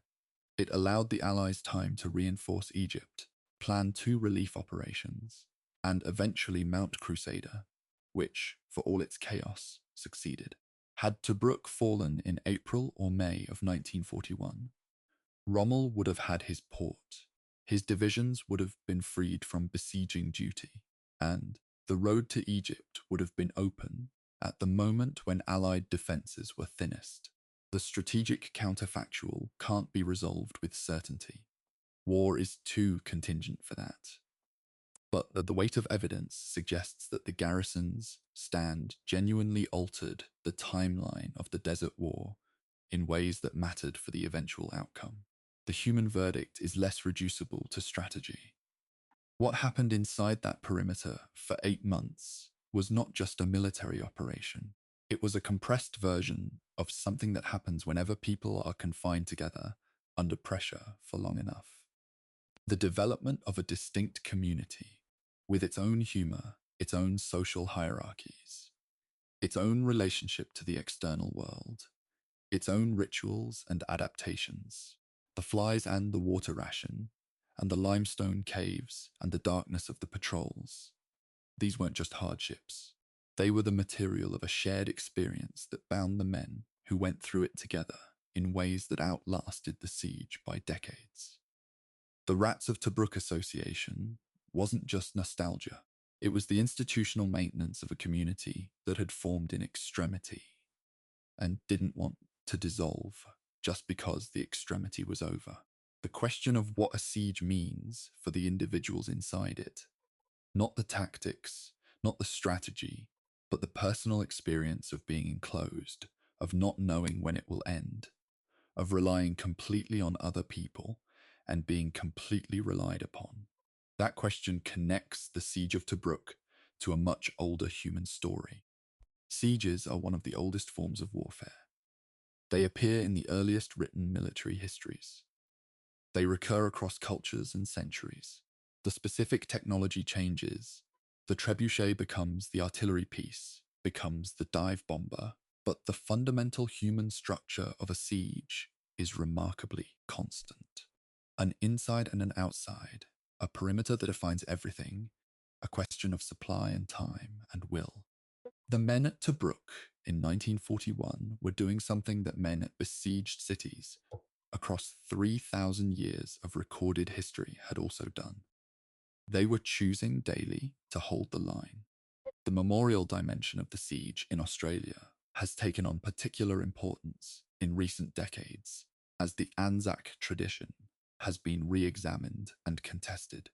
There are legitimate questions about how military commemoration functions in national culture, whether it genuinely honors the dead or whether it serves other ideological purposes, whether the emphasis on military sacrifice crowds out attention to the war's political causes and consequences, whether the Anzac mythology has been used in ways that the men it commemorates might not have endorsed.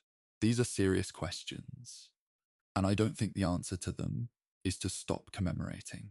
The answer is to commemorate with precision, to keep the specificity of the historical experience in view, to resist the smoothing of complexity into legend, and to insist that the men being remembered were people first and symbols second. The Siege of Tobruk in 1941 produced a specific kind of courage, not the courage of a single dramatic act, but the courage of sustained presence. The courage of showing up for another patrol after 200 nights of patrols. The courage of maintaining the anti-aircraft gun drill after 6 months of being bombed. The courage of the cook keeping to the water ration discipline because everyone understood that the ration kept everyone alive. The courage of the medical officer treating wounds in a cave under shelling because there was nowhere else to put the wounded. None of these acts produced medals or dispatches or names in the record. Most of them are invisible to history, but they constitute, cumulatively, the reason the garrison held, and the reason the garrison held mattered for the war's outcome in ways that can still be traced. I want to say something about the ships. The destroyers and the sloops and the smaller craft that ran the Tobruk supply route night after night for 8 months. The men on those ships don't appear in the Anzac commemorations because they weren't Anzac. They were Royal Navy, mostly British, some Australians among them, but not primarily an Australian story. 34 ships were sunk, 33 were damaged. Sailors died on the Tobruk run in numbers that don't appear in the garrison's casualty statistics, because they were a different service and a different chain of command. They kept the garrison alive, the food that the men ate, the ammunition they fired, the medical supplies that kept the wounded alive. All of it came through those ships, at that cost, in that dark. I think about them when I read accounts of how the garrison endured. The garrison didn't endure alone. The historians who've worked on the Siege of Tobruk form a relatively small community compared to the enormous scholarly enterprise devoted to, say, the Normandy campaign or the Eastern Front. The primary Australian scholarship, Barton Morgan's volume in the official Australian history of the war, the Australian War Memorial's own research publications, the unit histories produced by the regiments involved, is careful and thorough and built on primary sources. The German scholarship on the Afrika Korps and on Rommel's North Africa campaign intersects with the Tobruk story from the attacking side, and has produced some of the most useful technical assessments of the siege's armoured battles. There are gaps, particularly in the Italian and Polish dimensions of the campaign, that reflect the uneven distribution of scholarly attention across the war's national participants. The Polish secondary sources on the Carpathian Brigade are primarily in Polish and have been incompletely translated, which means that the English language history of the siege is missing a dimension that deserves full representation. In Libya, where Tobruk sits, The memory of the siege is not primarily national. The Libyan population in 1941 were subjects of an Italian colonial administration that had been in place since 1911, and the war fought across their territory by European and Commonwealth armies was, from the perspective of Libyan civilians, a contest between occupiers in which Libyan interests were not a significant consideration on any side. The damage done to Tobruk itself, the buildings destroyed, the harbour facilities wrecked, the water infrastructure damaged, the land mined and left mined after the armies moved on, fell on a civilian population that hadn't started the war and had very limited ability to avoid its consequences. The post-war demining of the Western Desert was a long and incompletely successful effort.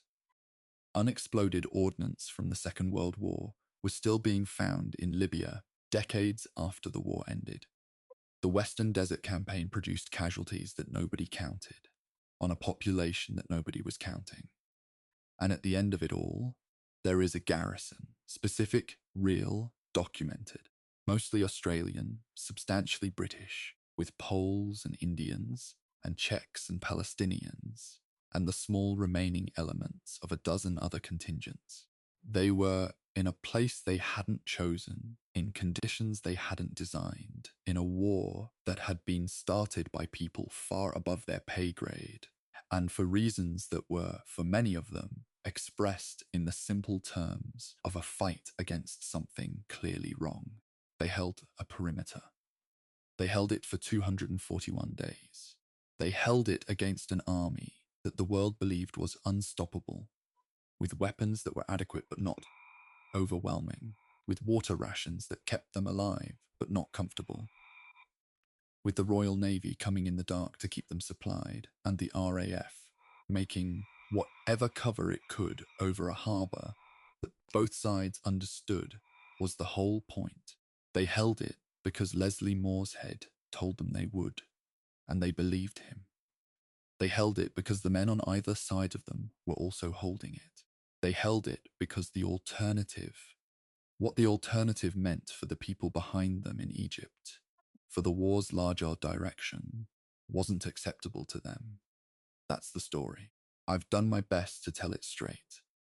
With the data, with the argument, with the debates that haven't been settled, and the conclusions that have been.